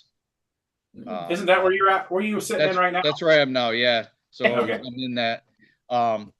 But as soon as he said that, I took everything, emptied out the showroom. I'm like, you have a clean slate. You're going to be, for him to say he's going to still be in town and I won't, lose him or everything was pretty incredible. Yeah. I remember there was one of my other favorite Dave Tucci quotes. He's like, I remember it was like at the Roadster Shop party, like one of the first Roadster Shop parties. Dom was over talking to all these 3D print guys, and he goes, I was Dave Tucci, and this is my son Dom, and now I'm starting to be Dom's dad. And he goes, "Ain't it awesome?" I was like, "That is pretty cool." Yeah. I remember the first time we met him. Little Dom. Little Dom. He was a cute little bashful little nugget. I remember he Dad says you're supposed to have a T-shirt, and he threw a T-shirt and ran away. Yeah. Yep. Now he's big enough he could almost be my kid. Could be. Yeah, he could be. Could be. He's definitely that, but bigger. Yes. Yeah. Yes. Well, when Gary and Tom used to work for me, they he was just a little nugget running around and stuff. And they told Dom, says, "Can you come and help us?" And so he told him to climb in this trunk or something, and they shut the trunk on him and locked him in there. Oh, I bet they just tormented him, didn't they? So there was, I forgot what it was, after Gary left for a while and Dom grew up, and then we saw him in Louisville, I think. I go, and Dom was big, I go, "You want to put him in the trunk now?" That was funny. It's kind of how we reconnected with Gary. He built that. And Dom could look down at Gary and says, "I can put you in the trunk." Yeah. So yeah, it's all good. That's awesome. Cool. One of my other favorite Dave Tucci stories was. I have a lot, but we can't say them on the how much we love his wife Jill, but she would always want to hang out with us, and he would never. No, we hardly knew her. They'd show up at SEMA. He'd do SEMA, and he'd stay towards around the strip, around us or whatever. And then at the end of the week, she'd come in to come a day, and then they'd hang out in Vegas and do a little vacation after the SEMA thrash. And they'd always move off the strip. And for a couple of years, we never even seen her. Yeah. And then we thought it's because he was embarrassed of his friends. Now we realize Jill's trouble, and we all just give Dave hell when we're together. So yeah, it's like, where were you hiding her all these years from us? So yeah. Well, okay, so I'm going to tell one allegedly story. Allegedly, one time in Vegas, we might have been in a gentleman's club, and I remember it was us. It was you, and it was not Dom old enough. It was probably Gary and Tom, maybe. I don't know. But I know allegedly the Jinko jeans guy was with us, not wearing Jinko jeans. And you pulled out some money, and the black light made it I think you had counterfeit money. Yeah. And you ran next door and bought some liquor and come back to make change and come back with good, I think that's what I learned why some of the black lights are in the gentlemen's clubs allegedly, is because it lets you know if it's counterfeit money. And it's like, man, I brought this, I don't even know where I got this money on the trip or whatever. Yeah. It's like, I remember stupid shit. I remember. Yeah. Were we with them? Rob and I took off fast. We were like, yeah, I don't. It was it was you or him. It was you that had the money that was glowing, right? Yeah. But both of us took off and went and tried to. That was scary, Yeah. Were we with them the year that we went to Buka? There was a big group of us. Is that when you ate the other table's leftover cake? Yeah. Yeah, maybe. I don't know. Yeah. We got a lot of good Vegas stories from hanging out with the Tucci's. Yeah. I remember Dave's dad came and he had that one guy, and we're being idiots like we always are. And that one guy, he was just not having fun with us. And I forget what he said. That. He just did not like me. Yeah, I think he asked me what the hell was wrong with me. Yeah. I think that was the night. I think we went to Buka that night. Might have been. Yeah. And he's like, well, that's what's wrong with you. Your wife eats somebody else's leftovers off somebody else's table. It was cake. They left half a cake there. You don't leave half a cake. Yeah. I think Dave had. I think I remember that. Right? Exactly. That cake at Buka is not cheap. So then let's go to the hot rod stuff that you've taken to SEMA. Yeah. So we've, I think we took the green truck as a hot rod. When we took the roadster, the copper roadster, we were in the Barry Grant booth with that. I brought the 41 Caddy once. Didn't have a booth or nothing. I just showed up there, and we ended up working our way onto the ramp. Remember, it was on the ramp. The Ford ramp? Yeah. What else we had? Oh, we had a bunch of giveaway cars, Syracuse giveaway cars. Yeah. Then when I was traveling with the owner of Syracuse Nationals, we had, when we went to the California Speedway, do you remember that? It was a Auto Fest. I didn't go to Zane talked about that, or I've talked to Zane about that. Was Super Rod put that on, didn't Super they? Rod put that on, Yeah.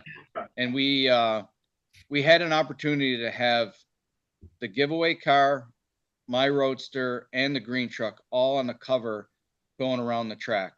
And I forgot think Zane had like I a have- Roadster behind you or something like that. Yeah, and we were all going to be. Zane was going to be on. I was just looking on the wall because I pictures up there. The giveaway car ran out of gas. My Roadster, something happened with fuel pump or something. So those two cars like broke, and the green truck was the only thing that was running. So that's in the front line of the two cars. And I think Zane had the Willys and some other Roadster, I think. Yeah. So I think that's the Roadster that got wrecked. It was one of them airborne deuces. And Zane has that now that he bought it wrecked from the customer, like from Total. Oh, really? And then he's gonna, like, it's finally off the chassis table for him. He's redoing that car, but making it a Roadster film, the windows and all that stuff. Gotcha. Yeah. So So what else did you take? so we took some giveaway cars. We took the 32, that car with the EcoBoost, and then Chelsea Denofo ended up doing went out Ford out front with it, which was drifting it. nuts. Yeah. So we became friends with Vaughn, and we're like, Vaughn, you want to drive this? He goes, I don't know, talk to my guy that runs it. Well, he's an Italian guy and kind of from our hometown or something like that. He's like, yeah, just bring it here and we'll fit it in. I'm like, holy shit, this is amazing. This is okay. Let's get a little bit more stories here. Yeah. Once a car is parked at SEMA, they don't move. Unless somehow you got the silver tongue of Dave Tucci and that Italian accent, he can make stuff happen. There was another time that you talked to, I'm not going to say his name because he's still at SEMA, upper higher levels now, that you got a car out of a booth and got it in the hallway. That was and moved it at night, and it was like, you just don't do that. But Dave got it pulled off somehow. Like, there's been a lot of Tucci things. Just let Dave handle it. Yeah. That was the 55 Nomad. Yeah. That's in fact, I have that car here. We're gonna put an automatic in it, get the stick out of it. Talk about why we're then that. I don't know. We're out of order here, but talk about that Nomad. It's absolutely incredible. It's still incredible. It's been built. When did you build that car? We finished it in 2011, something like that. It's a twin turbo big block, right? Twin turbo big block Chevy. Yep. So Impala roof, metal roof, yeah.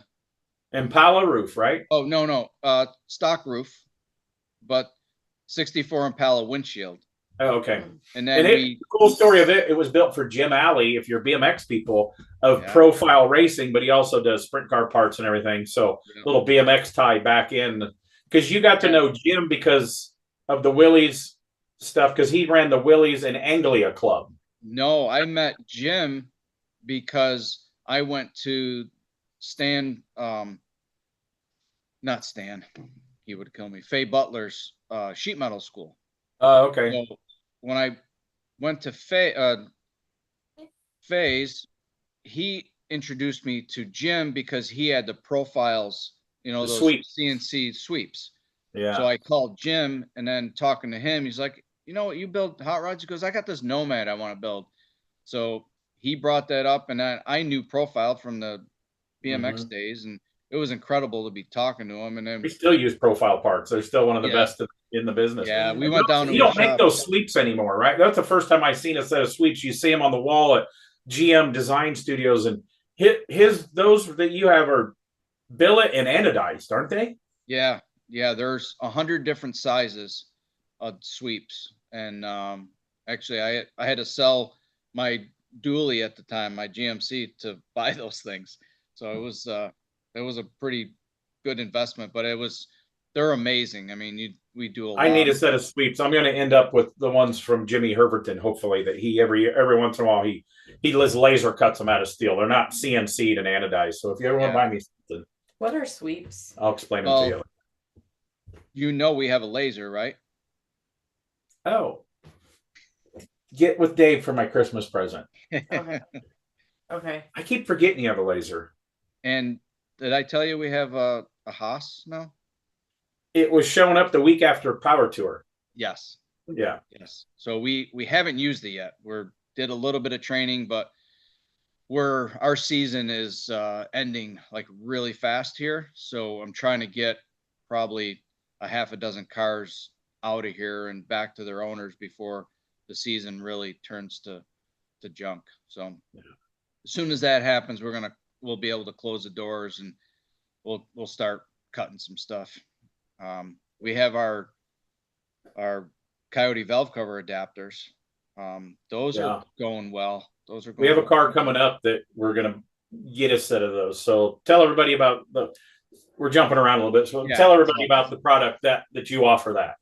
So we're big Ford people, Ford family. So we started building this Model A and we wanted to put a Coyote in it.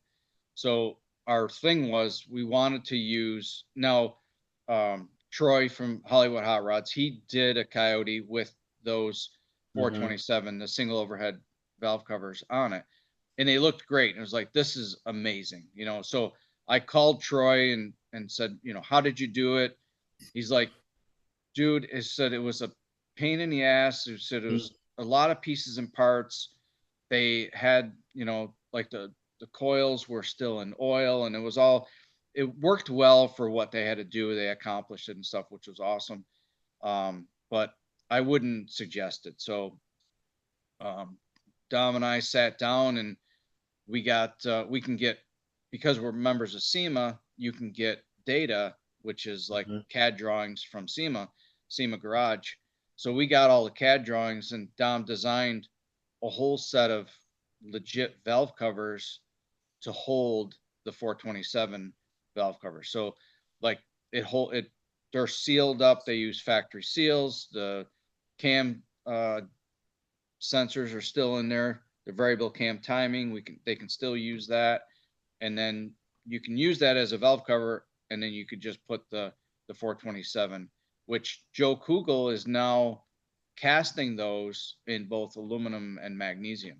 So he bought the Ford, all the castings and stuff to really make them nice. So Joe and I are working together. I would sell the adapters, send everybody right to Joe to buy the valve covers. So far it's working out really well. Because you can find some original valve covers, but you'll have to sell your dually to get them too, probably. Yeah. But the ones that Joe are doing, they're really nice. I mean, for what we're doing, it's working out well. And the Model A needed it because we're running like a Borla 8 stack on it. And with the valve covers on that car, it really makes it. I couldn't run a Coyote with plastic valve covers. And even some of the guys that are building billet valve covers, they're awesome, but they look like race car valve covers. That's just not the look we're looking for. So we worked for a while on these valve covers, and we only did like a couple of prototypes until we had a guy near us in Rochester machine us our first like 15 sets. So cool. Nice. We have some in stock. We can get them out before we get our machine back up and going to machine some more.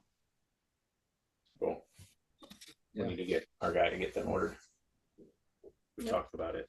So okay, we talked about the Nomad. We're kind of jumping back again. Then after, what else hot rod stuff did you take? Because you've there for a while. Every hot rod you got done, you debuted at the SEMA show. Yep. So the Nomad was after the Riddler car, right? Yes. Okay, yes. So the Riddler car, we'll talk about that. Okay. I got a call one time from Jason Rushforth, and he's like, "Hey man, I'm drawing some line art for this crazy car. This is how I remember it." And he goes, "I gave him you, Rob, and Dave to talk to." Well, they were East Coast guys. Well, the story I remember is you found a starter chassis that was one of the Mike Adams chassis to start, so they went your direction. Well, I ended up coming in the last week and a half and helping before it, and I keep telling you, again, without throwing anybody underneath the bus, I'm just going to say, I'm not glad you got to do that car because that lady gave women a bad name. She was not a pleasant person. You're not supposed to talk about That- people that are not here to I defend don't themselves. care if she hears this. She knows her husband would agree that she's not a pleasant person. I'm not saying everything I want to say, but this car was incredible. You cut this thing from head to tail, got rid of the cowl, the way the doors swung in. It was a 3-window, was chopped, curved glass. I mean, that thing was wild. It was wild. I thought of every nook and cranny. So the suspension we had machined, which people machine suspensions, but I also had all the hardware machined. Remember, all the hardware to attach all the suspension components were all made. You have to if you're going to Detroit or Amber. You got Sloniker. You got to do that stuff. Yeah, and Jim Alley is the one who machined it all because he has that. Oh, cool. Shop. So he machined all the control arms and all the hardware to bolt that car together, and then we made like the hardware had our own head on it. It wasn't just a hex or anything. So that was I'm glad I did it. Don't get me wrong. I was glad I did it because I really pushed the envelope for what we could do. And that car, I still see every once in a while. Like I sent you a picture, I don't know, 2-3 years ago that it was an indoor car show someplace, and it won like best street rod still, at an ISCA show. And I mean, it's still out there, and it's incredible wherever it shows up. And I thought you were absolutely batshit crazy on painting it brown. And that was like the beginning of browns in hot rodding. I mean, now browns are around and in earth tones, and that wasn't to paint a car to show up at Detroit brown. I wasn't the only one that thought you were out of your mind. Well, that's like when we painted the green truck green. That was not a color that was done on anything, So I show up to help. That was my first time coming to the shop, and it's in the middle of winter. It's January, February. I'm still in Illinois then, so I'm used to the snow. But you guys had a lot of snow, and I'm like, it's starting to get cold in the shop. And he goes, "Oh, I need to put some more wood in there." Do you still heat that whole shop off of a wood burner? Yeah. He engineered this like cycle fender swirly air thing that you should patent and sell. So it basically is a furnace that whirligigs the air out. It whirligigs out. But then me and Rich there, we go and we're painting little pieces and parts and finishing just like air inlet tubes and getting them, last minute things. I think we're masking off and painting the color in the valve covers. And we ended up having to paint the calipers because the anodizing didn't work properly. And I remember stupid stuff. And we go over to this guy's shop that we're using, this body shop. Yeah. And it's a wood burner building, real good paint booth, concrete on half of it, no wall. That side is totally dirt where we're working, and a pile of wood to throw in the wood burner.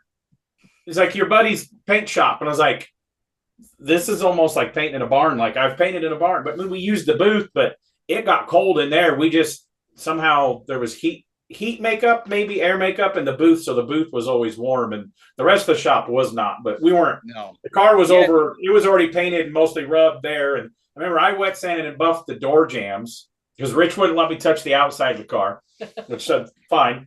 I was doing all the stuff. And then we get to Detroit and all the pictures, the build books and the video, DW just sent me. That's when I met DW Horton from Horton Hot Rod Parts. And, he sent me a picture here a few weeks ago, and every picture of me, I'm like Wilson on Home Improvement. Like here's Tim's part of his head, and then the door frame, and then I'm buffing something, but my arms in front of me. It's like you never seen my whole face in there, and that was like, look, Wilson's there. Wilson's there again. It's like that hilarious. was pretty funny. I was only there for the last like week and a half, so yeah. But yeah, twin rail round tube chassis, LS motor. All custom. Was the door glass curved? Was the door glass curved in it too? No, that was flat, but it was all tempered. And that was the first. I'm pretty sure it was the first car LS motor that had hidden valve cover hidden coils. You should have copyrighted that. You should have been making valve covers then, right? But that's okay. But that was. I don't know. Still don't know what that whole deal was, but we did one show after Detroit, and then that was it. Yeah, it's the car's still around. People will see it. They'll know the car when they see it. There's a company. Unfortunately, you did not win the Riddler. No, we got a grade 8. The car, I'd say you got second that year, and that's almost what the judges tell you. But I think they tell all the other 7 people that. Yeah. That was the year Johnson's Hot Rod Shop had the Duesenberg. Yep. So it's not like you got beat by a car that didn't. I mean, that car's incredible too. Right. So. Right. Yeah. And the Riddler's funny. One of my Detroit things. This is another story I remember. I remember the judges talking to you, and like the look on all of our faces, because that display was a little the wheels where you could see underneath of it, and they're like, yeah. When we got in the car and closed the door and put our pencil light in the door jamb, and we're like, the hell are you doing sitting in the car? That's the look on all of our faces, that they could see a little bit of light through the weather strip. But in my mind, and I thought we talked about that, the Johnson's car didn't even have weather strip. And I thought we questioned the judges, and they're like, well, if you have it, it's got to be perfect. Like, no, I don't think we had weather strip. It just, you could see through the gap of the door. Okay. But I remember they said I thought they said when we closed the door, because they're finger fucking your cars when you're not there. Watch your mouth. Okay. But I always wanted to do a Riddler car and put an electric charge in it, so when they're touching it, it shocks them. Yeah. Can we just shock them anyways? Yeah. I want to do one, but I wanted to have inappropriate things all over the place. We talked about that. Yeah. Yeah. Open this and the shifter's a dildo. Yeah. That'd be fun. There's something wrong with us. Yeah, you guys are shot. But yeah, so incredible car. You never took it to SEMA. It never really got to do the good guy stuff. I mean, some of the indoor car shows don't do outdoor stuff. Now they kind of do, but back then, if it was an indoor car, it kind of stayed indoors, and it's still kind of an indoor show car. I don't know if I've ever seen it outdoors at a show. There's a company, I can't remember where they are, but they own it now. He sold it to this company, and it popped up somewhere that somebody was taking photos of it, and so there's this one. I don't know if it's one guy or one company that owns it now. So it's good. I've seen it somebody else a couple times indoor. I swear I maybe even seen it at Pomona indoors or something. You know, I seen it at a big indoor car show, and I remember it won an big award still. I mean, I think it won grand champion of ISCA, whatever. Yeah, the street rod division. There. Yeah. I remember where we were at. Still great. Yeah, that was 5 and 6 3 windows was one of my dream cars anyway, so I just love that thing. So yeah, I felt bad for the car because it really never got love like it should have. It never, it never got explained to everybody what it was all about because they didn't know anything about the car, Right. Yeah. And then somebody else took credit on the new posters for building it, which was wild. Yeah. Whenever I see it, I make sure they're corrected.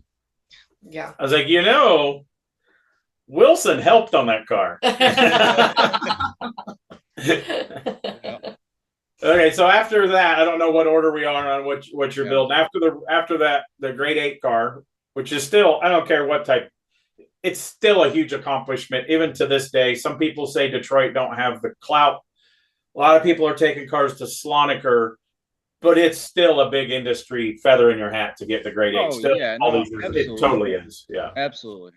Like I say, I'm so glad I did that. There was stuff that I was able to, whatever I thought of, I put it in the car, Would you ever do another Riddler car? No. Yeah. No, most people they say the only people there's still some people that's won the Riddler that still say they would not do another Riddler car.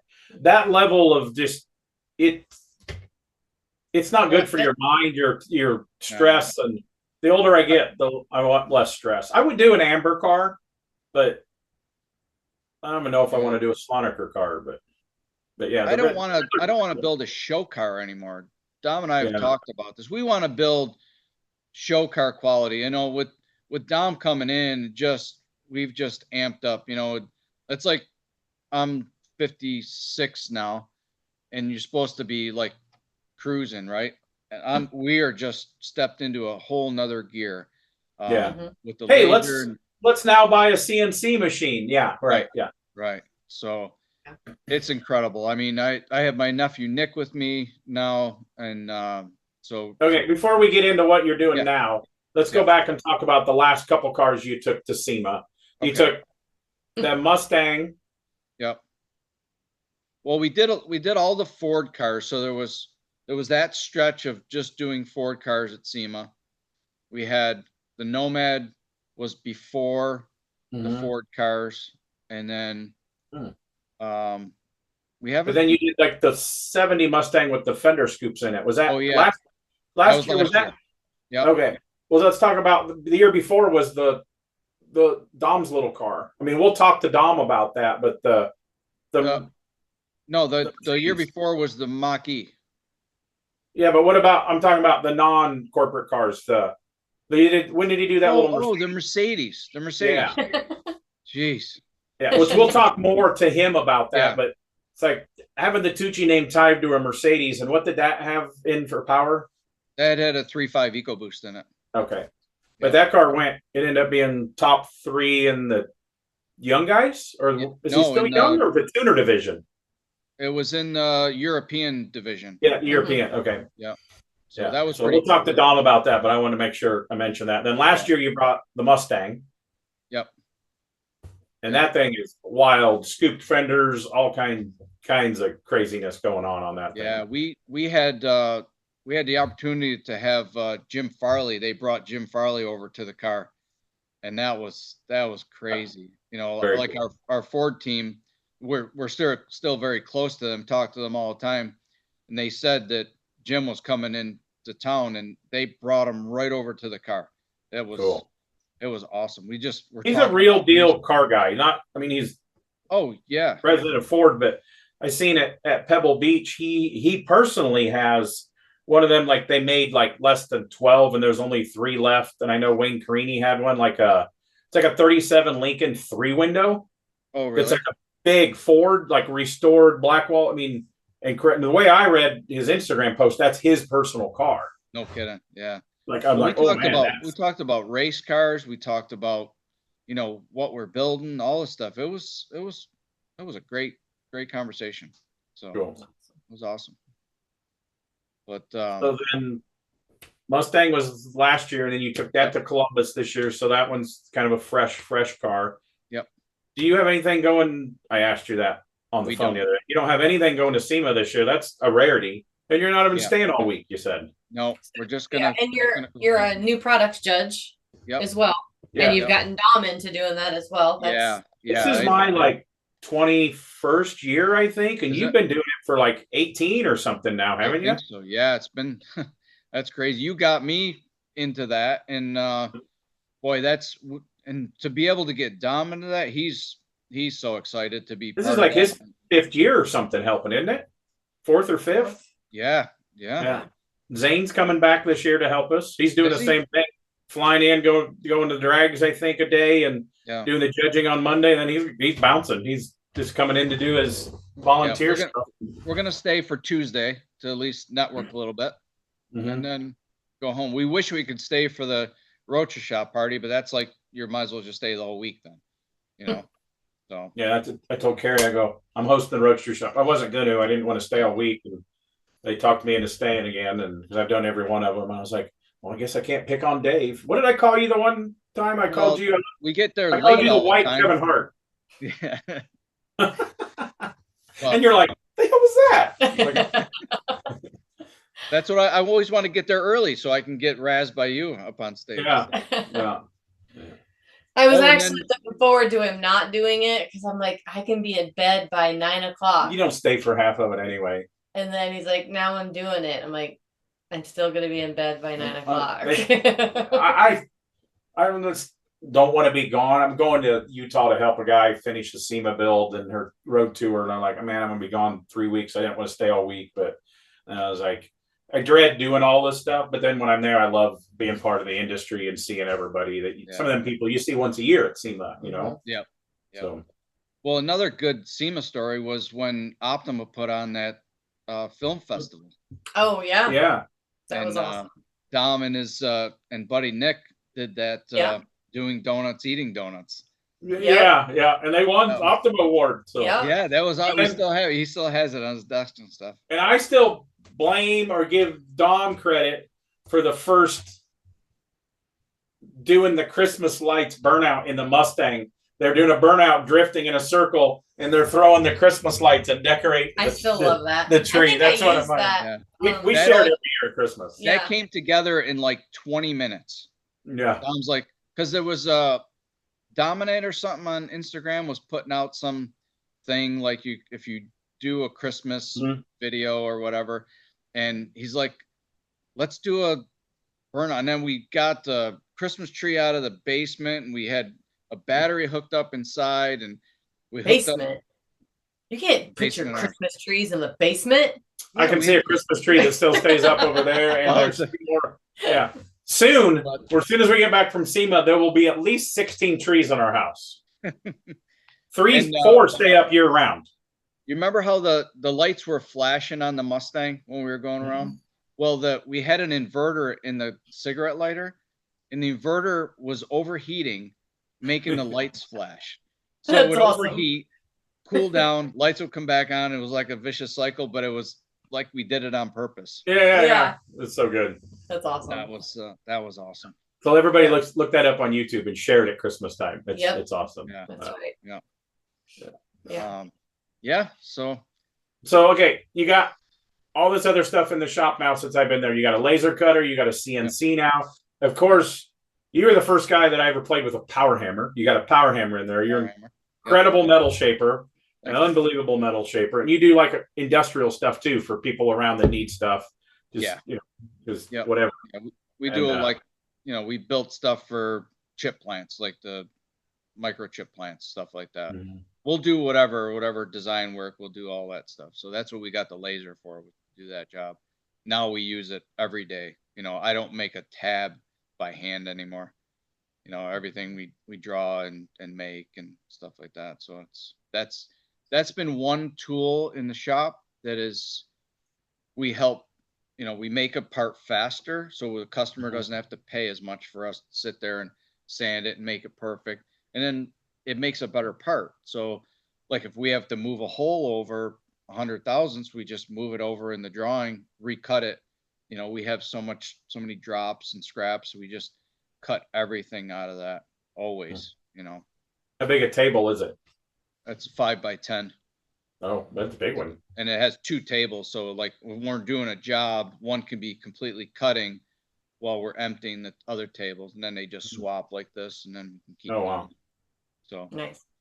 Yeah, that's been it's been one of the best investments for sure. So you're saying you could cut me some sweeps?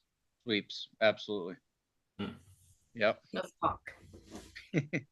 And when I show them to Carrie, she'll be like, "What?" Yeah. And now we have a 3D scanner which helps Dom create parts that we can build off of. He's actually he's gotten hired to fly around the country to scan parts. I did not know that. I had some parts at a shop that sat for 6 months because one of these big CNC shops that I learned don't have their own scanner. And so I got it at a place now in Nashville that does have their own scanner. So I did not know you guys had your own scanner. Yeah, we have a 3D scanner and stuff. Is the CNC machine up and running yet? It's up and running, but we haven't cut anything yet. We've been, like I say, we're trying to get some of this stuff done and out of the shop. Are you going to learn that, or is that all on Dom? Is Dom?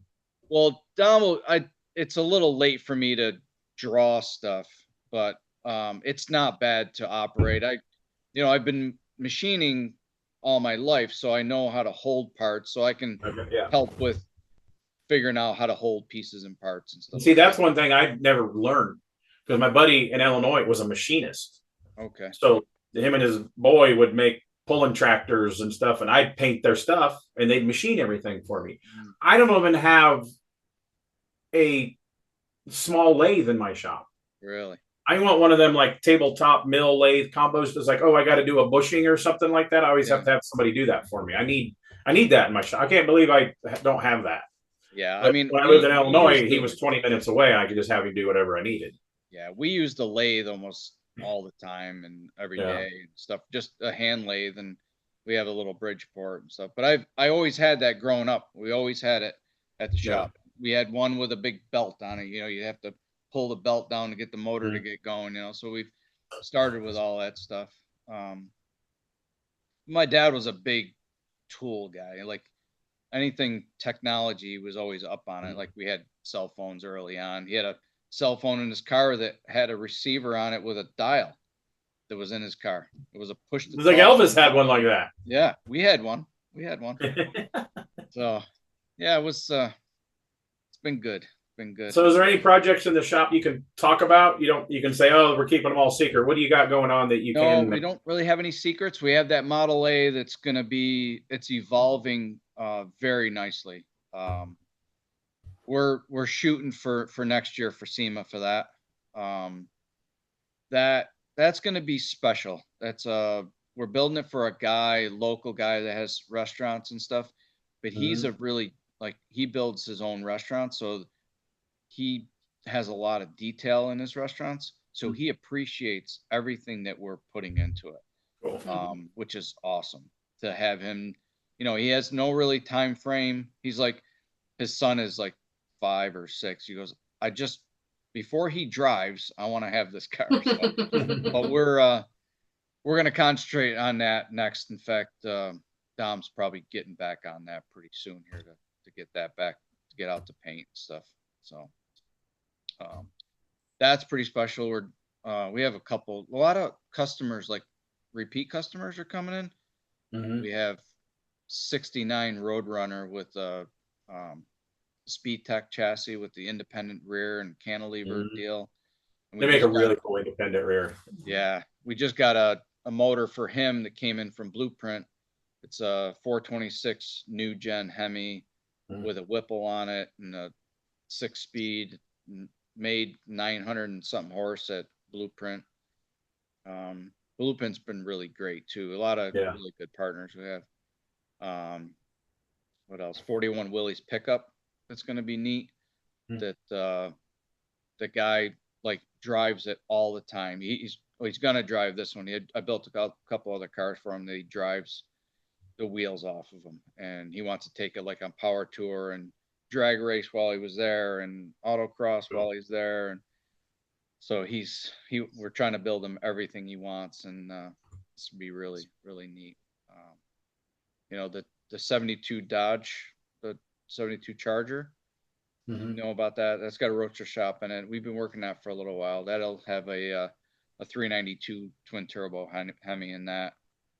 We're building it for a local girl. The car's been in her family forever, and she wants it to be pretty traditional looking, but she's a pretty good hot rod girl, so that's fun. Another Tucci story that just hit me. You built a Pro Tour styled Mustang for a guy from the Nashville area.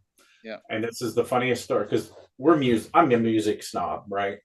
Hard rock, punk rock, heavy metal stuff. Oh, what's this? And we're sitting at Shades of the Past, which turned into Triple Crown, hanging out at the Dolly. It's the Dolly Hotel that we're staying at, right? And we're sitting there hanging out around the fire pit. You and Jill and that guy's wife, I think, because they kept doing selfies that wasn't good enough. I remember Jill had a little bit in her.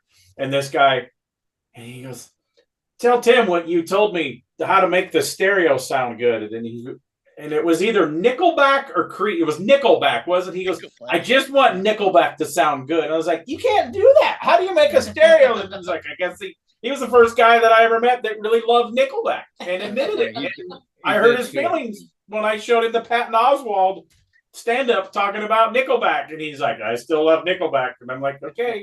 I don't think That was a nice car too. That was so we put a Coyote in that. That guy lived like the town he lives in. Was from Franklin. I've never seen that car. It doesn't come to Good Guys here. Never seen it at a Cars and Coffee. No, he doesn't really do it. Actually, he just sold it. He moved to Dallas and then sold it down there to somebody. He consigned it with somebody. He's following like the hippies used to do to whatever that hippie band was. I forget. That Carrie Hopperstead followed. The Grateful Dead. He has sold his Mustang and he's following Nickelback on the road. Yeah, That's what he's doing. Nickelback, Yeah. He was a super cool guy though, but I question his musical tastes. Yeah, great guy. We've been fortunate enough to have all of our customers have been good, except Except one. We all have that one. We all have one. Yeah, I think we all have a couple. In 30 years, I can say 4 or 5. I mean, yeah. But I know people that have started cars for people, and I've said this on this podcast before. They don't click, but hey, they might try this guy, and he'll send it to one of his buddies' shops, and they click. So not everybody's made to have a working relationship. And when you are around these people, we talked about this other podcast. I want to meet the people now after 32 years of doing this. If we're going to build a big car, because you're going to travel with them, you're going to stay in hotels, you're going to go to dinners, you might fly places together. So you want to work with somebody that you click. Yeah. And I'm kind of an asshole, so I might not click with everybody, but I mean. So Dave, is there any other of your friends that you've had to sit down and have a conversation with and say, now when you're around these other friends of mine, you've got to act a certain way? That's the first time when I came out, when I met DW Horton, and we'll talk about that when we have DW on here.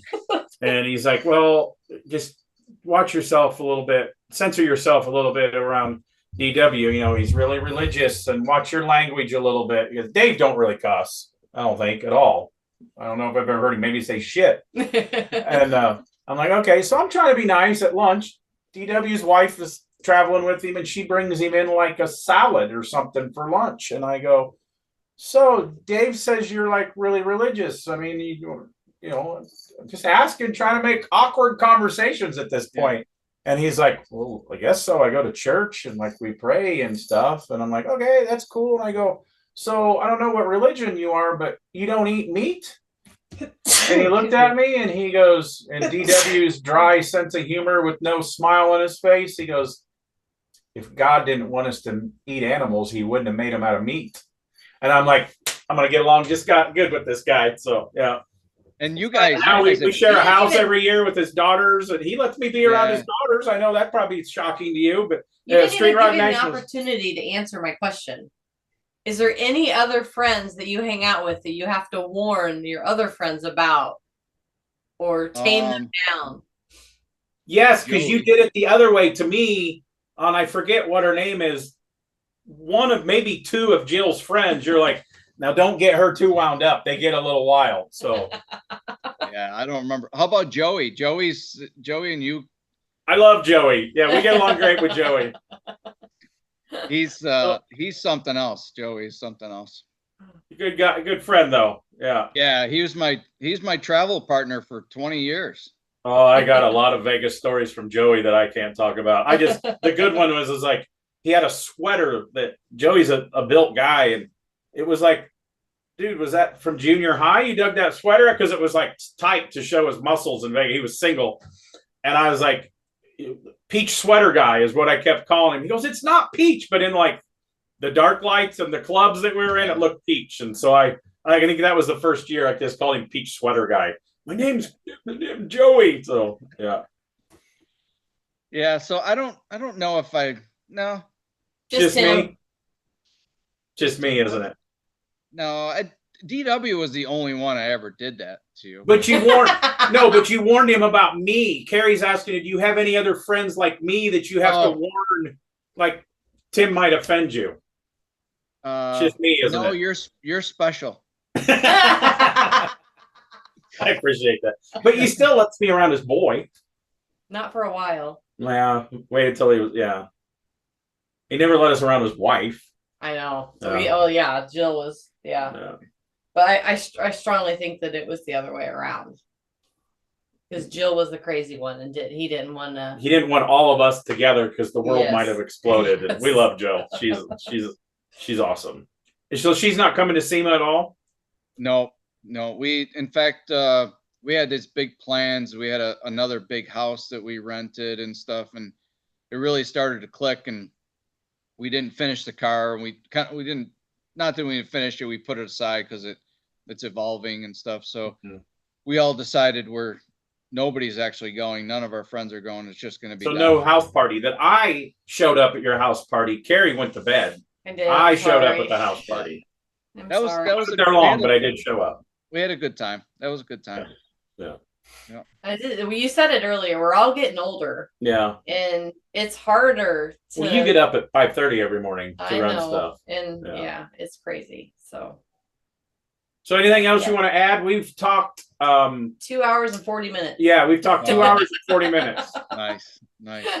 Well, I tell you, I mean, we talked a little bit about Syracuse Nationals, but I was part of that show from the beginning, and it feels like it's our show, like personally our show, and I try to get as many people there as possible. And once they get there, they're like, man, this is great. We've only ever been out once. We came during that COVID year. Carrie had to work the Optima booth, and we had a blast. And I tell this Dave Tucci story. You have a rule about the cars that park around your booth. What is your rule? Let's see. No torque thrusts. Yeah, no 5 spokes. And I think that's like the major one right now. Yeah, that's the rule I remember is no torque thrust 5 spokes. It's still a good wheel, but Dave don't like them. No. And I was looking at a Roadster, it's like somebody had the ET 5 spokes on it. It's like, oh, that's cool. And then it always pops in my head, Dave wouldn't like it. Dave wouldn't like it. Yeah, but that show also is evolving. We have new owners, and they've been and they're still continuing the Winfield Select 6 and the money for that, right? Yep. Yeah. Still doing that. Every year I get a call because Rob Ida helps at that since he's been involved. He always tries to get me to bring that 51 copper Buick that I built years ago. Yeah. Because it's on the East Coast. It's in a living room in New Jersey, and I just can't get the guy. But we need to make a trip out there and see that car. Yeah. Go see Rob. We want to have a man trip. Zane's going to come, go out, and then all of us go to the 3 Dog Garage Collection and see all that up in PA. Okay. Well, let me know because I'll drive down. I'm not that far away. Yeah. That'd be good. A mandate. You weren't invited. I heard. I was putting those pieces. Well, you're one of the guys, so pretty much sometimes. Yeah. So I heard a lot of really good things about Syracuse this year. I mean, we had a blast when we came this year, but I think the new owners are going to be good. There's always question when there's change. Yeah, but they're asking the right questions. They're asking all of us. They're asking the vendors. What do you want to see? What can we do different? They're asking the people walking in the gate. What do you want to come here and see? The people who bring their cars. They're asking the right questions, and they're gonna do well. We did announce this year that we are having a Thursday, Friday, Saturday show. So we're gonna let people. It makes no sense in my '80s brain because growing up, the Sundays were the big shows because everybody in the Midwest worked on Saturdays. Right. Well, now there's no Saturday, Sunday shows. There might be a couple like bigger shows. But like Tri-Fives did that. Oh, it's Friday and Saturday. They added another day. It's Thursday, Friday, Saturday. Because it doesn't matter where you're at. If you're not one of the award winners that, hey, you got a headlight and your sticker in your headlight to stay for the awards on Sunday. Sundays die everywhere. Yeah. No matter what it is, Sundays are just dead. Doesn't matter what the weather. The only time Sundays is good is at the Des Moines Good Guys because it's a 4th of July area time. And if the 4th is either on Sunday because people will have Monday off, or the biggest when the 4th was on Monday, and it was like, it was almost like it was like a Friday. Yeah, it was really good. But that's the only one that it works at for some reason. Right. And we let the vendors. I mean, a lot of the vendors now they're working their own shop. You know what I mean? And get them a chance to get home, and then maybe we can get some vendors from a little bit further away. Somebody. What was that show before? Friday, Saturday, Sunday? Yeah, Friday, Saturday, Sunday. So they're just shifting it back. Just shifting it back. So nice. We the first year we did that at Tri-Fives. I was like, nobody's going to show up on Thursday, and there's 70% of the people are still there on Thursday from compared Yeah. to Friday. Yeah, it's still. It's weird. Like even all of our events, like people just start showing up earlier in the week, and we have to kind of push them back because they would turn it into a 4 or 5 day show, but moving it forward, but still not be there on Sunday. Yeah. It's like, okay, we don't get the venue until this day. Yeah. So yeah, it's crazy. So yeah, that's Awesome. that's something that's gonna, we're still pushing. We have a whole new display at Syracuse, which is really cool. We have like a truss set up and kind of trying to make it really, upscale. And you don't do as much food now that Senior's gone, though, do you? We stopped for a little bit. We're bringing it back a little bit so we can bring it back and just do it for our select friends and and stuff. We did Is the do ice cream machine going to be there? Yeah, always. Okay. We had a really cool happy hour this past year. Mm-hmm. We invited almost all the vendors to come because none of the vendors really get to interact with each other like that. So we had an open bar, we had food laid out, we had Joey's girlfriend actually is doing charcuterie boards, and she did an amazing. Carrie calls them coochie boards. Yeah. Yeah, that was so it was nice because all the vendors we had probably 100 people there. Oh, cool. Yeah. And So I talked to somebody once, and they're like, the first time they went to Syracuse after we'd been to Syracuse, and they're like, I went to Syracuse. I go, that's a pretty awesome show, isn't it? He goes, yeah. He goes, Tucci's display. I go, yeah, he's the mayor there. He goes, it's kind of like that. He's the mayor of Syracuse. Yeah. So we enjoy it. We're always Your questions. Obviously, Yeah, so I do have 2 questions. Yeah, shoot. The first one is, what is your favorite show? Which I kind of think I know what it is, but there might be a different one that's a surprise. And what is one show that you've never been to that's on your bucket list? Well, my favorite show, because we have all of our friends there, is Syracuse. SEMA is our very, very close second. Because then we have all of our extended friends are there. I mean, that's SEMA is we really concentrate on doing everything for that too. A show I haven't been to. I've never been to the Turkey Run. I don't know if it's something. never been. A bunch of my dad's friends always used to travel down there. They had a bunch of street routes and stuff, would always go down. I hear vendors do really well there, sell well. The swap meet's good there. We were always at the BMX Grands during that, but so that's why we've never been there. Yeah. And we started we want to go to the Triple Crown, but it's like it's kind of in a weird time, and it's fairly far away for us to just run down there and go back and stuff. So we'll make it one of these years, because it's been pretty cool. If Bobby Alloway's listening, and he's not, and he'd be like, well, Tennessee's a lot closer to New York than Vegas is. That's my Bobby Alloway accent.